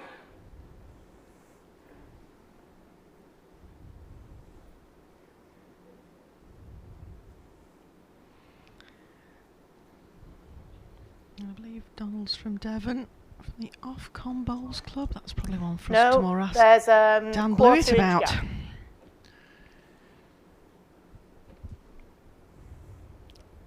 Dan's an umpire in that area. Moved down there a couple of years back.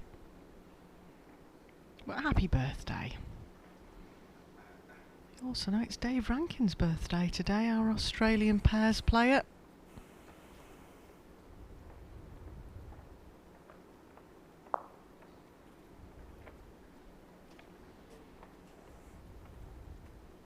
Just looked for a cover bowl there, Andy. Just really wanted to be inside the red bowl.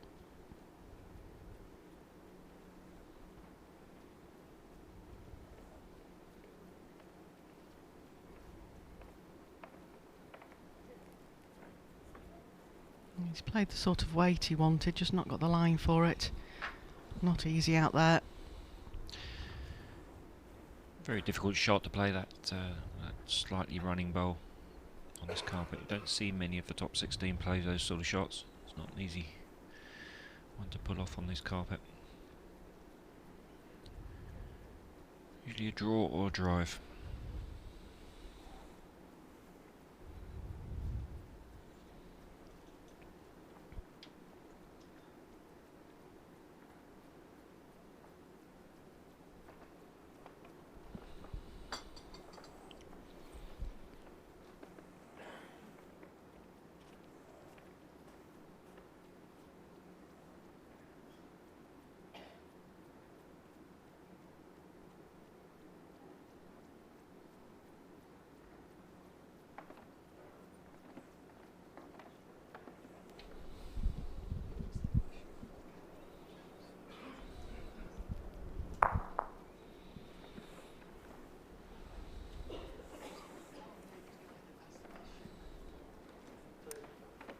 Two shots, Andy Squire. We've had a question from one of our viewers, Alan, about Set score, height of 2-6 Andy after 4 Squire. ends.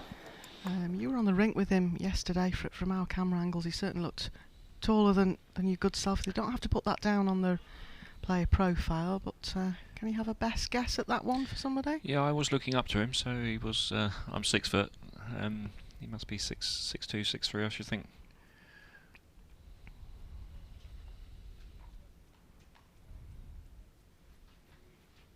I think the tallest player at this tournament this year, to my knowledge, will probably be Wayne Wilgress, who's the Potter's wild Jack card. length, 25.5 metres. He's 6'5" and a bit. Oh, it's okay, my co-commentator's going to be happy now his latte's arrived. My little waitress has appeared with my coffee. Thank you, Dan.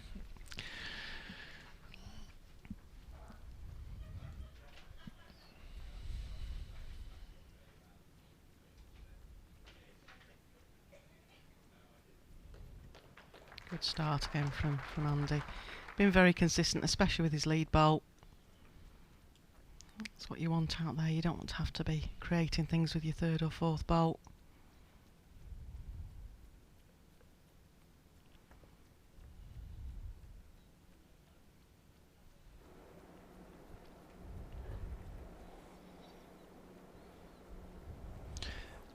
Many of Andy's achievements, major achievements, have been in singles, although he's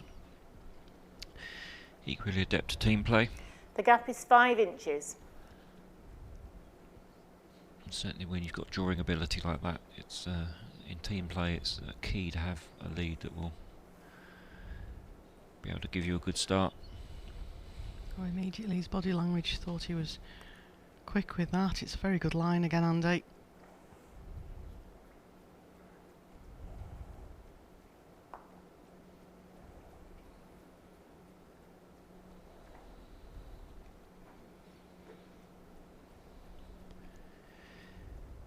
One of his achievements, Janice, is 2015 he was the runner-up in the national 2-bowl singles. And 2-bowl singles is a real challenging format. Yeah, they just brought that into the ladies' nationals this last year for the first time, and first time I'd ever obviously come from a crown green background. I was used to playing with 2 bowls, but this game it was quite challenging to. I really enjoyed it. I was very fortunate to get to the semi-finals, and actually said when we got to, I think it was the quarter-final stage of the national finals, of the 8 remaining players, I think there was only one person that you would consider a regular skip. Might have been 2, but it just showed how much 2 lead bowls are very important, and if you're a very good lead, I'm very fortunate in nationals. I play with a very good lead. So I normally just have to do the mopping up at the back end. Well, as a skip you quite like to do that, put positional bowls in, not have to change a lot. I don't think Ms Kearsley will be tuning in this morning at Blackpool, but she is a very good lead. Leads for England as well, excellent bowler. But Andy Squire also got to, I think he got to the final of the National Champion of Champions. Yeah, I think I was... watch some of that game.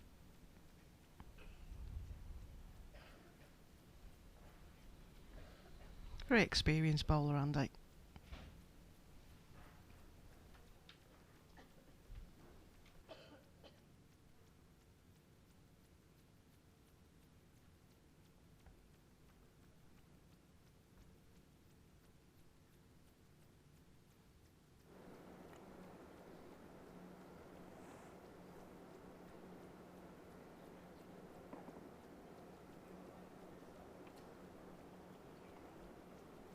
Three green.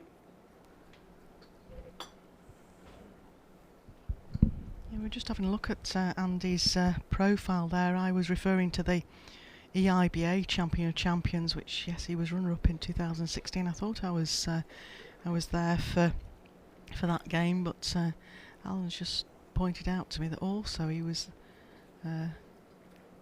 quarter-finalist in the World Champion of Champions. That was down to winning the EBA national singles. And Squire. So certainly indoors and out. Got a great pedigree. Set score 2-9 after 5 ends. And well on the way to finishing off this first set. 2 sets of 7 ends. There's no tie break involved here. Needs to win both sets.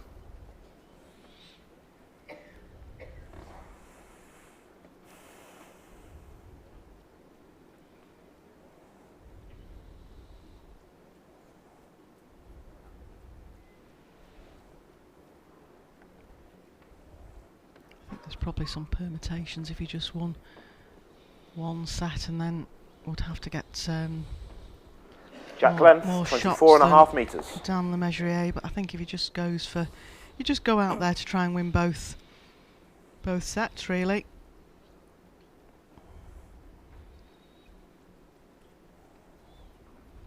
Well, the shot difference between them is 14 shots, which 2 sets of 7 ends is quite an ask. Yeah, he's got 7 shots from this set already. But yeah, just looking at it, I think he does really need to win both sets to confirm. Yeah. Maybe a little bit of supporting in the Andy Squire camp.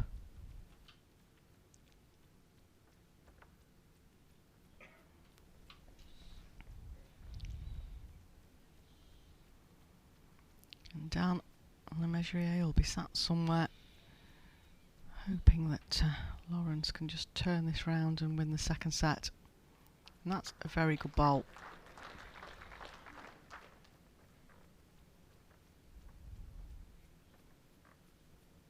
Favour 1 red. Your ball is 3 inches short of jack high.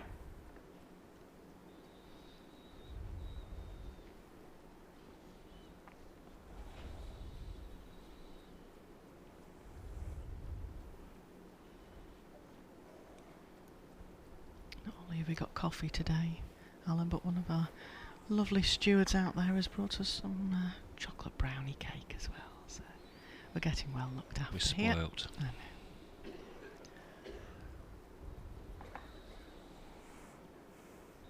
You'd think we don't get enough food, wouldn't you?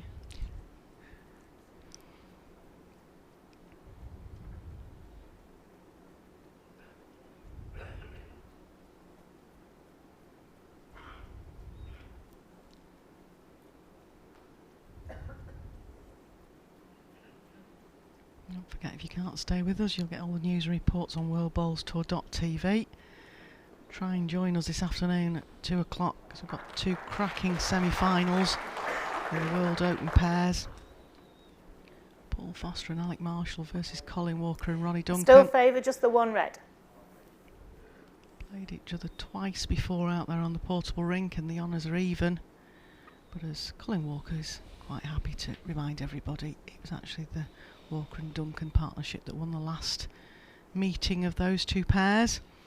And then Mark Royal and Andy Thompson versus Greg Hull and Nick Brett is actually a repeat of last year's semi-final. So all could be very, very interesting this afternoon. Do join us, that all starts at 2 o'clock.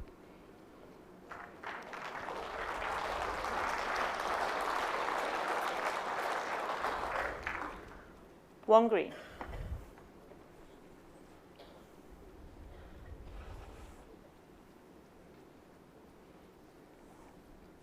Great ball from Andy there under a little bit of pressure. Lawrence had scored 2 in. Like I say, can't really lose this set now. Have to drop 2 really big counts to do so.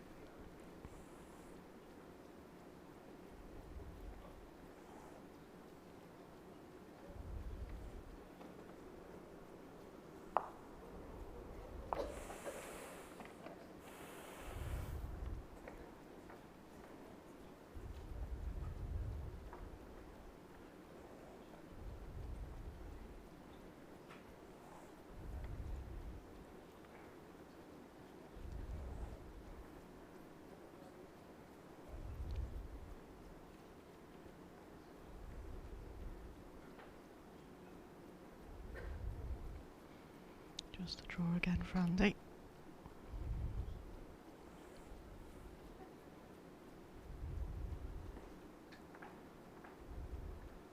It's down a good line.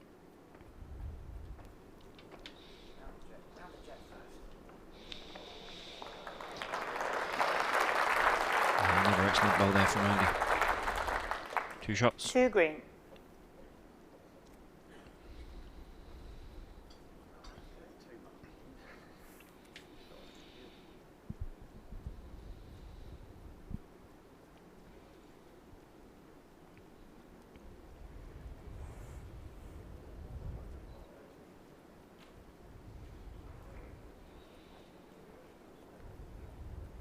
Lawrence just trying to play that little bit of extra weight, a running bowl. Just pushed it out too wide again. 2 lines. 2 shots. Andy Squire. So this is where we confuse the audience a little bit, because obviously Andy Squire can't lose this set now, but we have Set to score play 2-11 every after end. 6 ends. As I mentioned before, it can become crucial at the end of the round robin stages. A little bit of a sigh there from Andy, though. He knows he's got the first set in the bag.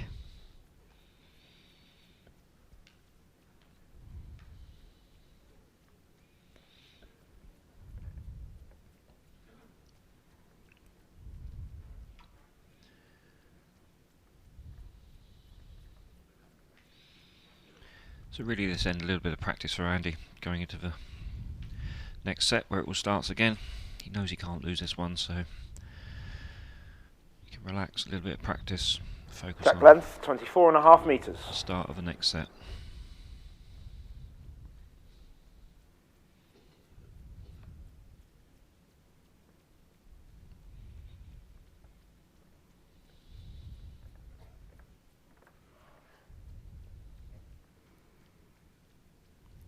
Of course, whichever of the players wins the group stage, whether it is Andy or Dan, they've got to face playing under the shot clock in the next game. So the last 32 onwards is played under shot clock rules. So therefore that becomes a little bit more pressure to make sure you get your bowl away in time. Have had bowls lost under the shot clock rules if you've not delivered it before 30 seconds is up from your opponent's previous delivery coming to rest.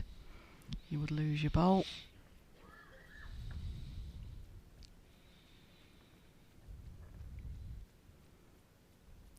Andy does have quite a slow delivery.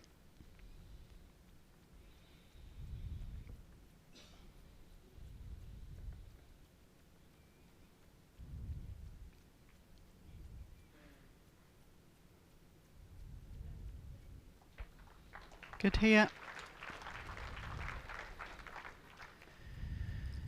Yeah, it can be very difficult for the qualifiers, for never played under those conditions of shot clock before, Janice, to change their rink craft and the way they move around the rink. They really have to think about, you know, how long it does take them to get back to the mat when they've visited the head. And of course, there's no restrictions on how many times they can walk up and visit the head, but the last thing they need is to be caught out halfway with 3 seconds to go and then have to waste a timeout. So just change the pace of the play. And if you're not used to it, it can catch you out. Good line again here from Andy. 3 green. Yeah, I think it's all a question of just knowing how long it takes you to deliver a bowl once you get to the mat and keeping an eye on the shot clock. Taking your timeouts when you need them. Of course, the viewers will get to see all that tonight in the evening game at 7:30.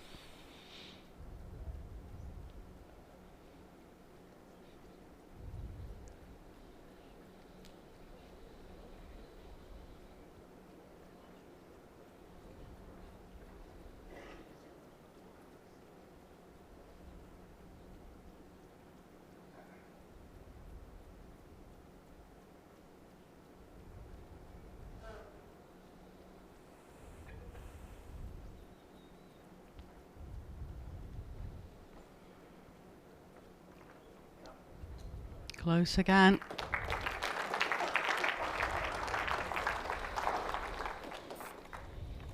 Four green. Good way to finish off the set if you can get a 4.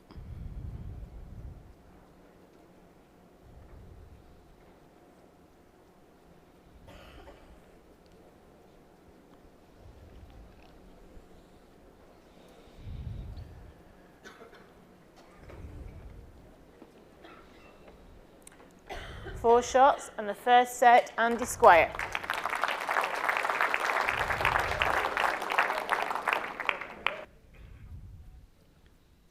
Just calling the marker over there, Andy.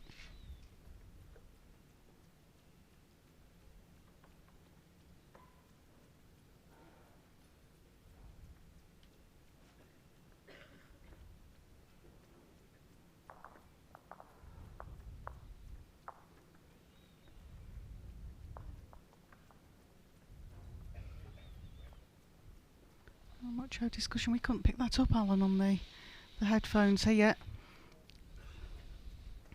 Bernie just calling the umpire over as well, Dominic. Not sure, it was a lot of discussion going on.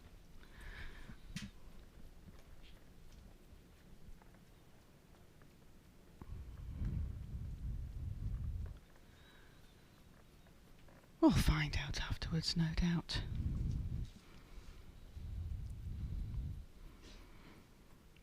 This is when we're always so curious as to what's gone on, isn't it?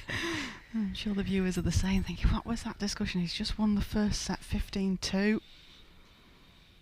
It didn't seem to be a heated debate. I wonder if Andy was just asking whether he gets to find out his position 3.5 metres. going into the second set. That would be what would cross my mind. I wonder if he was just saying, could somebody find out from the offices? I don't know whether that's something he could ask Alan in theory or not. I'm not sure. You know, I think I mean, Andy would have been on playing his practice ends as the last game had finished, so he probably wouldn't have had an opportunity to see the table and see how the points pan out. I think we would have expected him to have done that before play started this morning, just to see what the combinations were. But I think actually it'd be quite unusual for a player to ask the on-rink official for that sort of information. But and I generally, when we get questions asked on the rink, it's usually about things like, you know, who won the toss, who has options in the second set. But you know, somebody of Andy's experience, we wouldn't have expected that sort of question from him. So yeah, it's intriguing. The other thing could have been if somebody had been moving in the crowd, but I couldn't have seen that being that long of a conversation, really. And we've not really seen any disturbance from play, so yeah, we're intriguing. We shall find out. Bernie seemed to tackle it with a great deal of calmness. Umpire don't seem to have been involved, so it couldn't have been too much to worry about in terms of order of play. So perhaps he just wanted a chat. Yeah, he could have done. There's no shot clock, and there's no shot clock before the first ball's delivered anyway. Why not get to know your marker? Yeah, and Bernie's quite a sociable person at the best of times, Yeah. so it could have just been that. I see from his profile he likes meteorology, so maybe he wanted to find out what was happening outside in the weather. Could have done. It was raining when I walked up. 1 green.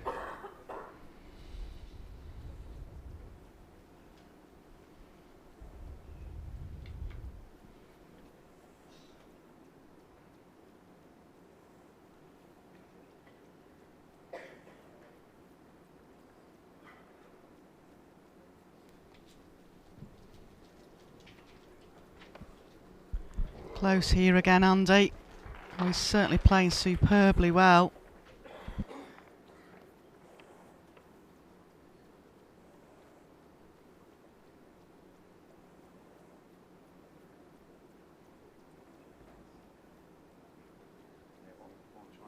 What we're trying to find out is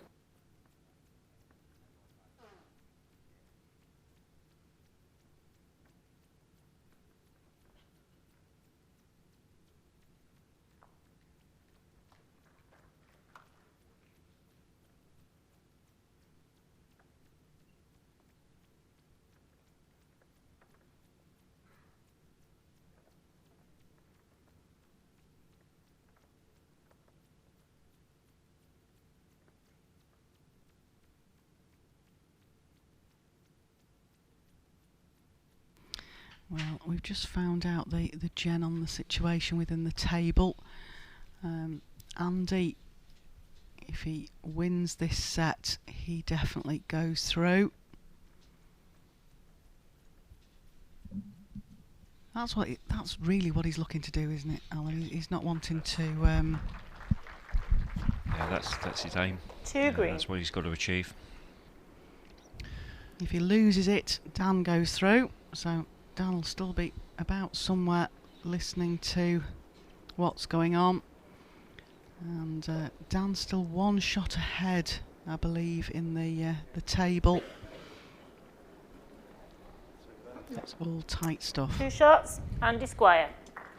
If we do find out what the conversation was on the green, folks, we will let you know, but we haven't heard news back on that one yet.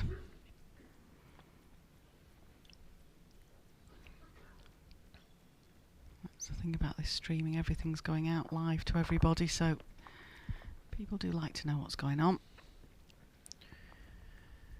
We sent our investigators out to find out. We have. Yes. I'll try and let you know if we can.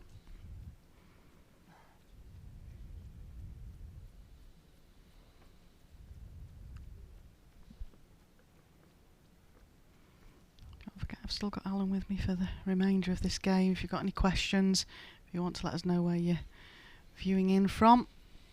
We're on N2 now of the second set.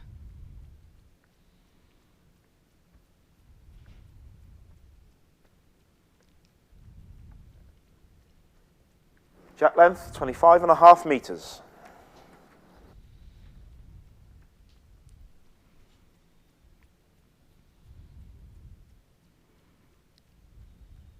Sticking to the shorter length Jack. Certainly favoured it. Between 25 and 27 metres has been his standard.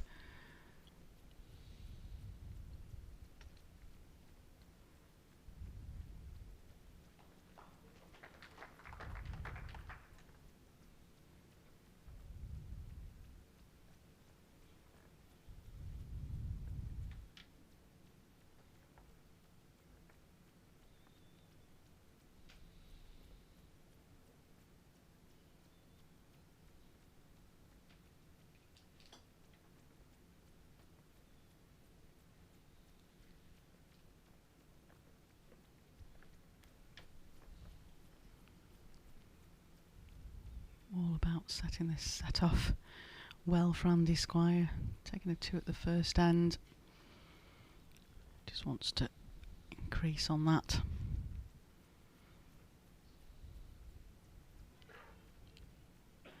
Wonder what's going through Dan Lemessurier's mind at the moment. He's sat watching this game go on.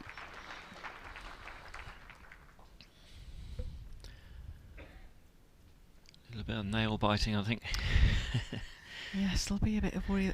He'll be very, very disappointed in his second set, which might come back to haunt him.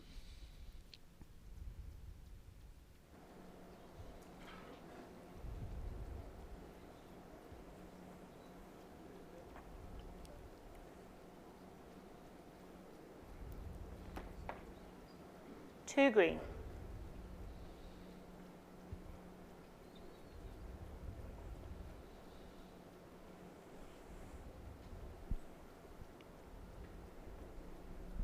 Certainly no danger at the moment for Andy, just needs to keep piling them in.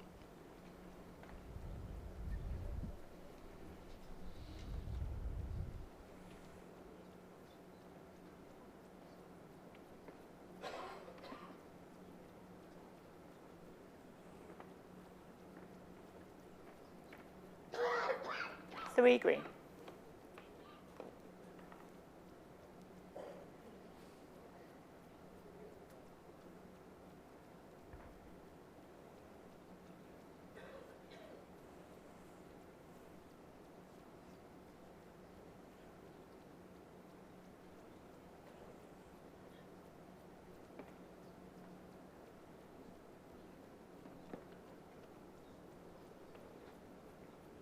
Two green.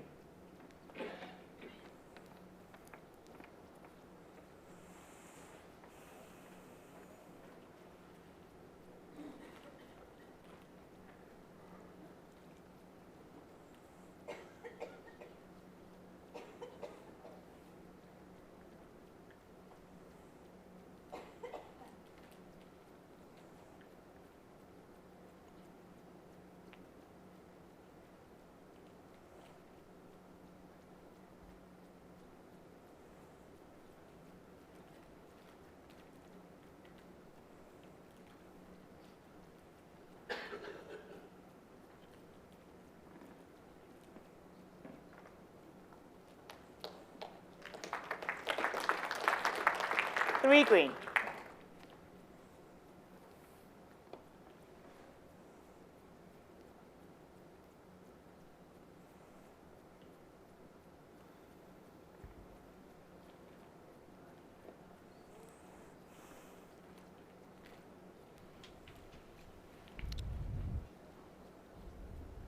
Not a bad line from Lawrence here. Can it just run? If it sits down, I think it might have got shot.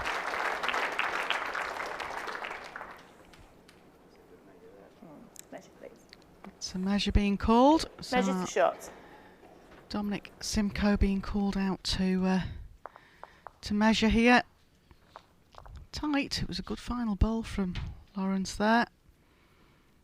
Oh, we've got this measure on. Alan's just hot-footed it to try and find out some information on the table. We still believe that Andy Squire needs to win both sets to give himself a chance. If it's complicated for us up here, Alan, it must be very nerve-wracking for the player that's sat in the players' lounge wondering whether he's going to get through, and the player that's out on the rink.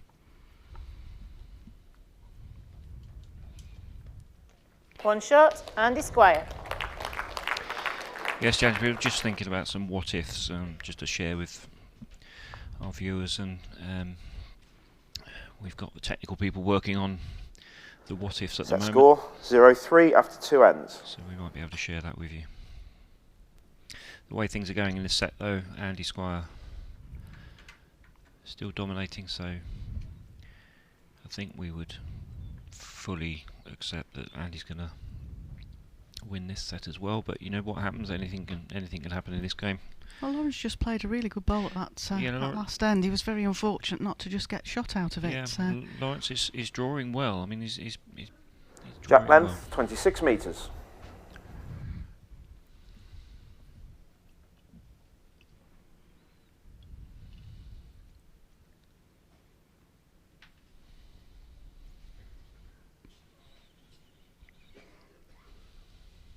Just a bit of a disturbance in the crowd there, I think, for Andy. It's one of those catch-22s. You have to get used to the crowd. I think she was on the front row, and that's often where you tend to just they catch your eye line. If they're just moving. And weirdly enough, Alan, when there's more people in, you tend not to notice it as when there's fewer people in. But it's quite a nice crowd out there today. Yes, and it's quite an alien environment out there from a normal bowling green. The spectators are pretty close to the edge of the rink. You are 10 inches short so of that Jack front Hine. row, they're probably only 4 or 5 feet away from the edge of the rink, and you know, any sort of disturbance. The player will be looking out into, or just over the advertising hoarding on the side there. They will notice any slight movement when they set their eye line. Yeah, we have a lot of people say, well, you know, you're playing a big tournament elsewhere, you've got crowd around you cheering and shouting and moving around. But you know, I think it's a very different environment in here.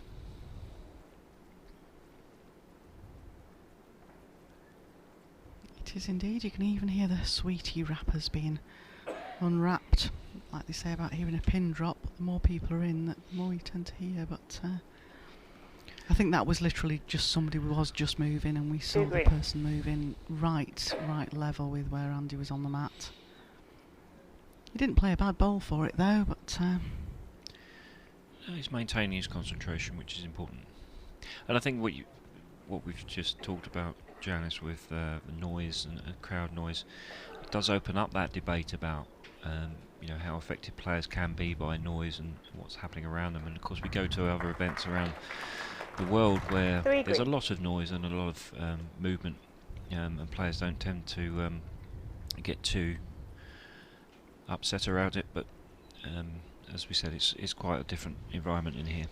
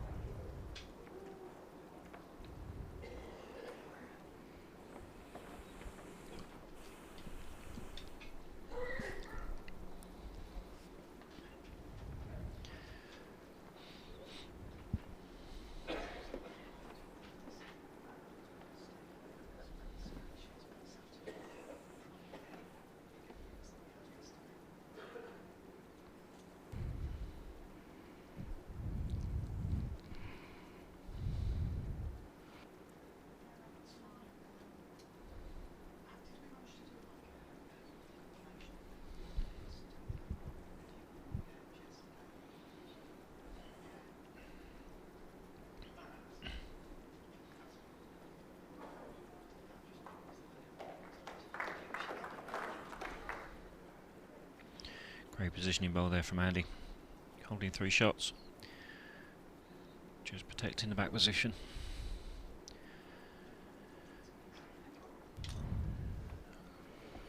Playing a bit more of a timing bowl here.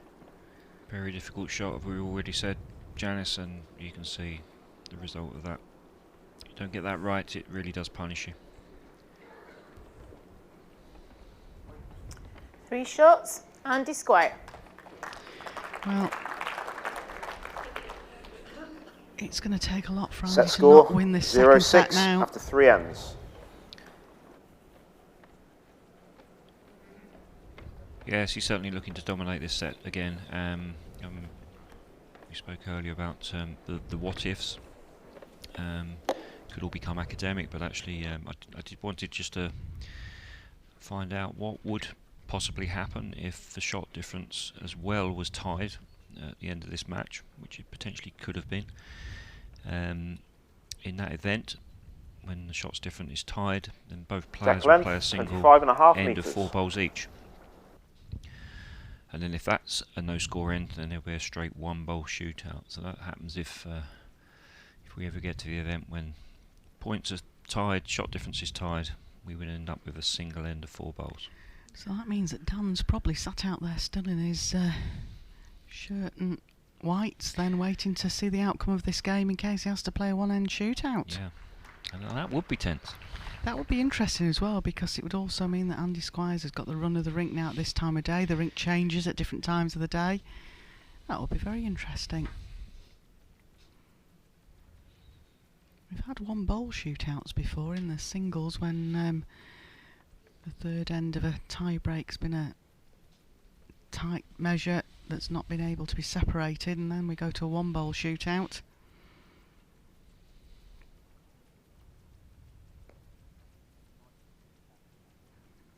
We know within the rules all these eventualities will be covered.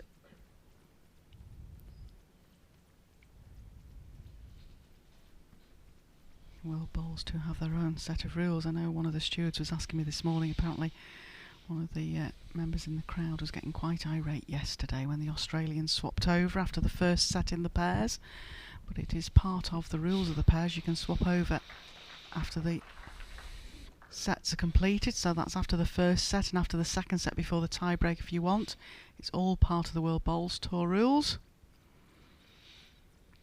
And for anybody that's interested in what set of laws we're playing to, we always traditionally played to the World Indoor Bowls Council laws up until this season, which and they no longer exist, so we are now playing to 2 green. the World Bowls Crystal Mark edition, which is now the standard set of laws across the world for indoor and outdoor play. And as Janice said, we also have the conditions of play for WBT events, which add a bit more detail for this type of format, which of course includes swapping positions in pairs, but it includes a lot of other things, including shot clock and 3 green. specific items based on the portable rink as well.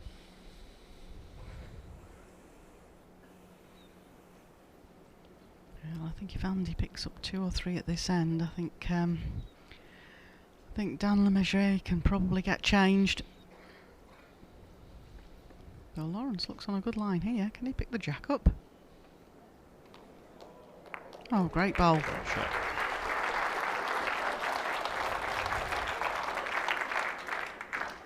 One red.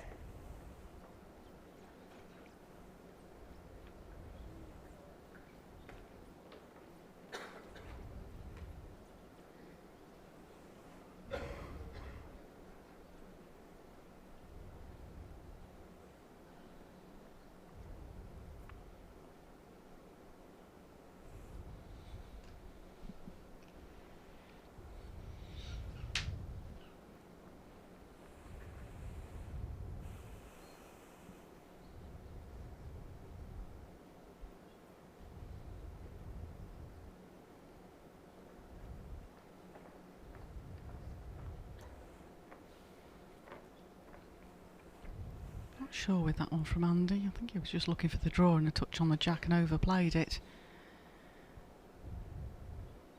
could have been trying to cover the 2 red balls to stop a count, but I think Lawrence will just be drawing here.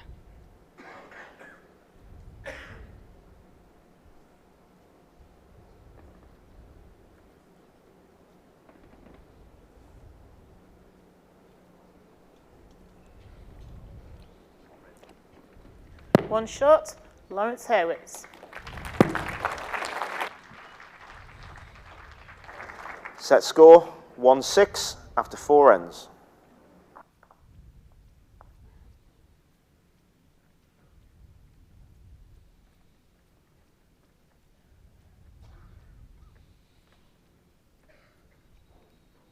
It'll be really funny when the 3 trainees go back tomorrow night or Wednesday morning, whenever they travel. It's been quite good having some new faces about.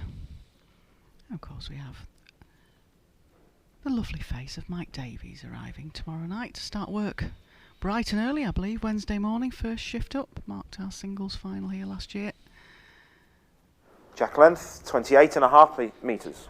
Very experienced marker umpire Mike Davies now puts a lot of time into training umpires up. Good to see him putting some of his great experience back into the game, and he's another one that's served 20 years with the WBT, Alan, so That's correct. it'd be nice to see Mike.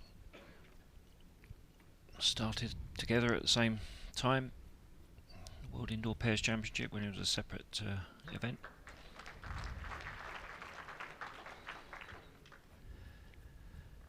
Share the memories.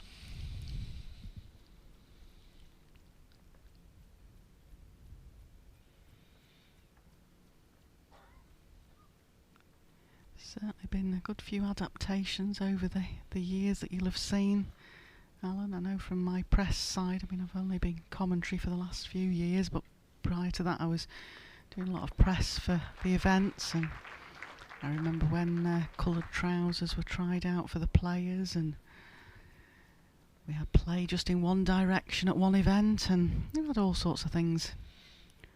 And of course, in the early days, the carpets changed colour. Exactly, yeah, we were green carpet. We were green when I first started.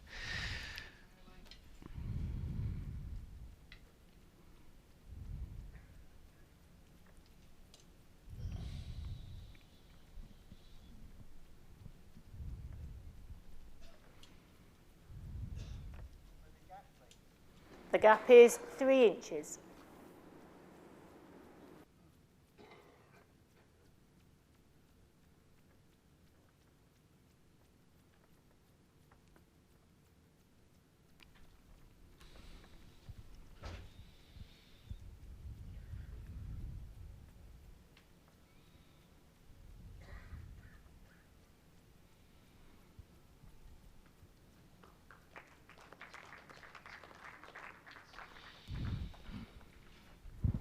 Two green. Oh, what a great example there from Andy Squire of just how good he is at 2-bowl singles. You know, first 2 bowls within inches of the jack. Yeah, certainly his lead bowls dominate it. If it is Andy that goes through, and at the moment the odds are it'll be an interesting game against Nick Brett.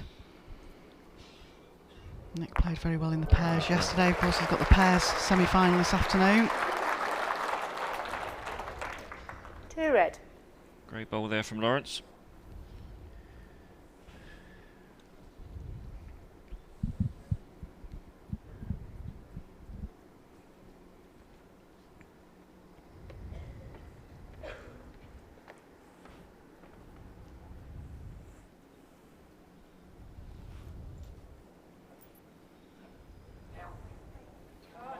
Tell you what, he's very close here. What a reply What a from Andy fantastic Squire. bowl.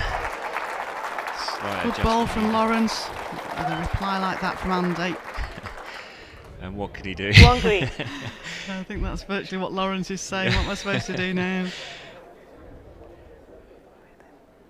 Well, the answer to that really is, Lawrence, you need to follow Andy's down and try and chip it out if you can.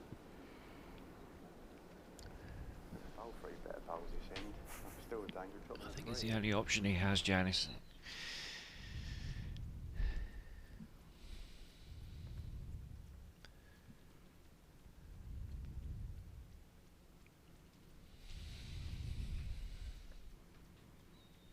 He's watching it. Must be close. Oh, he's been unlucky.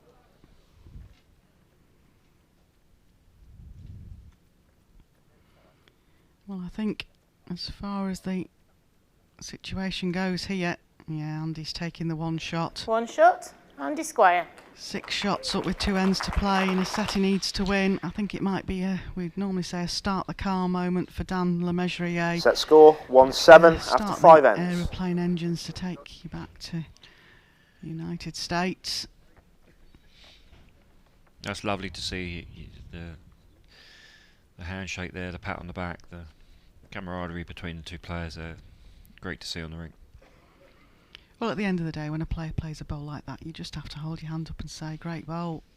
And it's been so good watching Andy Squire over the last couple of days. He's certainly very, very consistent. Like I said, it'll be very interesting to see how he performs against Nick Brett.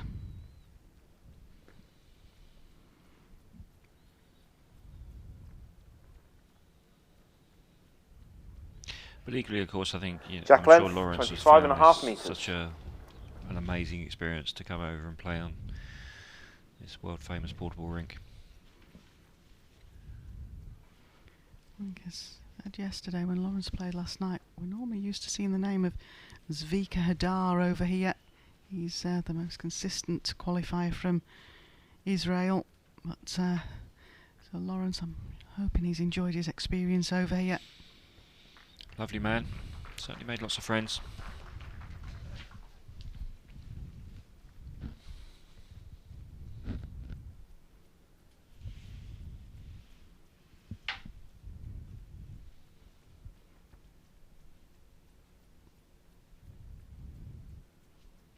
So 2 ends left to play.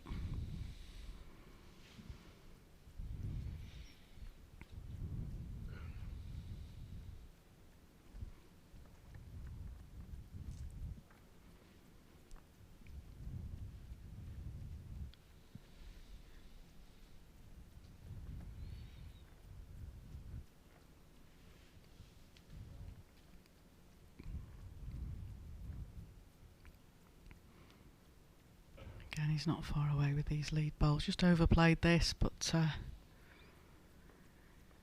they often say you've just got to do enough to beat your opponent, but Andy's certainly come up with some great bowls.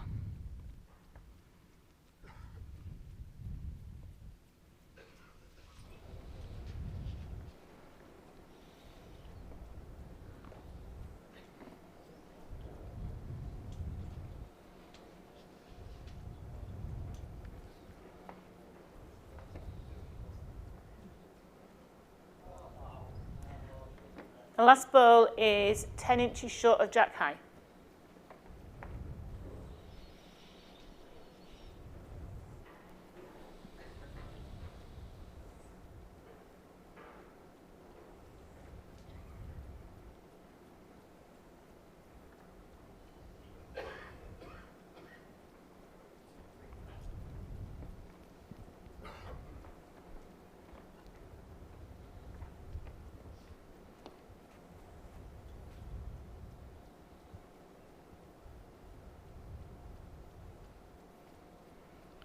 Not sure if Andy qualifies here, whether he'll go home or not before his game on Thursday, but certainly gives him a chance to have a relaxing evening. He's been under the cosh the last 2 days, so concentration levels he's managed to maintain really well for One green. this round robin tournament.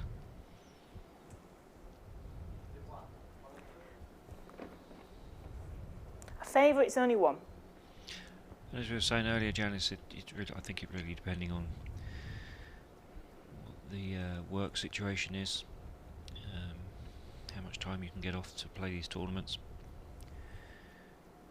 and he may find it beneficial to go back to work for a couple of days before he comes back on Thursday, but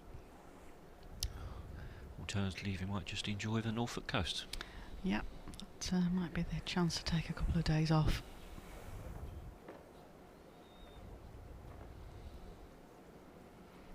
I'll certainly try and do that before I take to the rink on Friday. I Finish on Wednesday when you get the other Lancashire dulcet tones of Jason Parkinson arriving to take over the reins. Oh, drinks at the bar for a wrong bias, isn't it? Such a shame to finish the end with a wrong bias. One shot, Andy Squire. Set score 1-8 after 6 ends.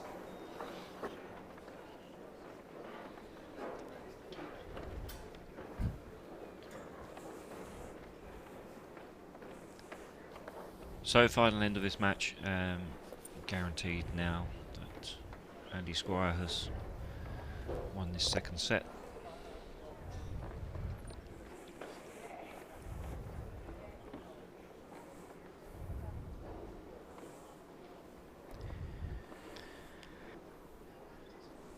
Jack length 25 metres. So Dan Lemessurier will be resigned to the fact that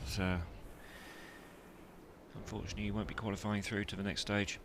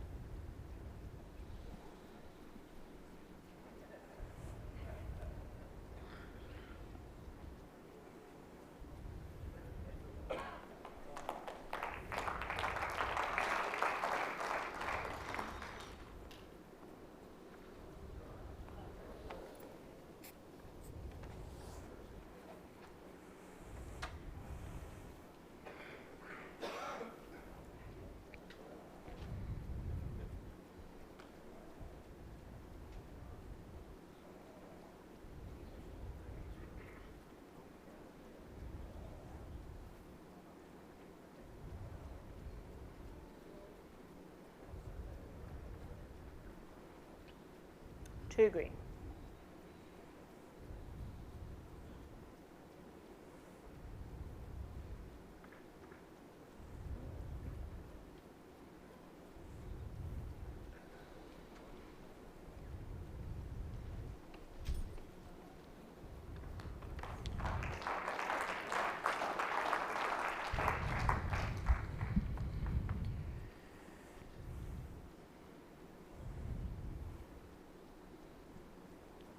Well, certainly finishing off this game in style and disquiet. He'll be looking forward to his game on Thursday against Nick Brett.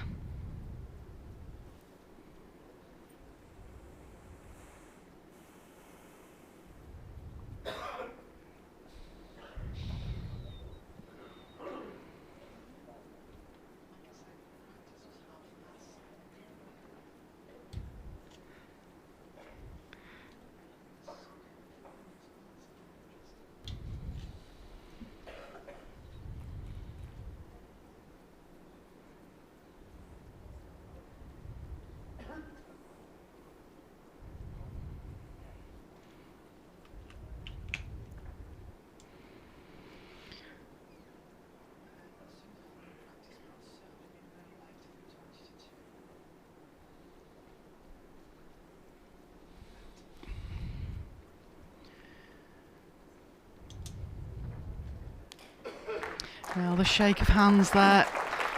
Andy Squire will be quite happy that he's moved into the main draw now. Four Thanks for your shots, company this second morning, set Alan. I and do the hope you match, have a Andy good Squire. afternoon. Thank you, Janice. And we look forward to the rest of the day now. Don't forget, still to come up, do join us back at 2 o'clock. Paul Foster MBE and Alex Marshall MBE versus Colin Walker and Ronnie Duncan. Mark Roll and Andy Thompson MB versus Greg Harlow and Nick Brett. 2 fantastic games on the cards there. And then tonight at 7:30, Stuart Anderson versus Colin Walker. Enjoy your lunch and join me back here at 2 o'clock.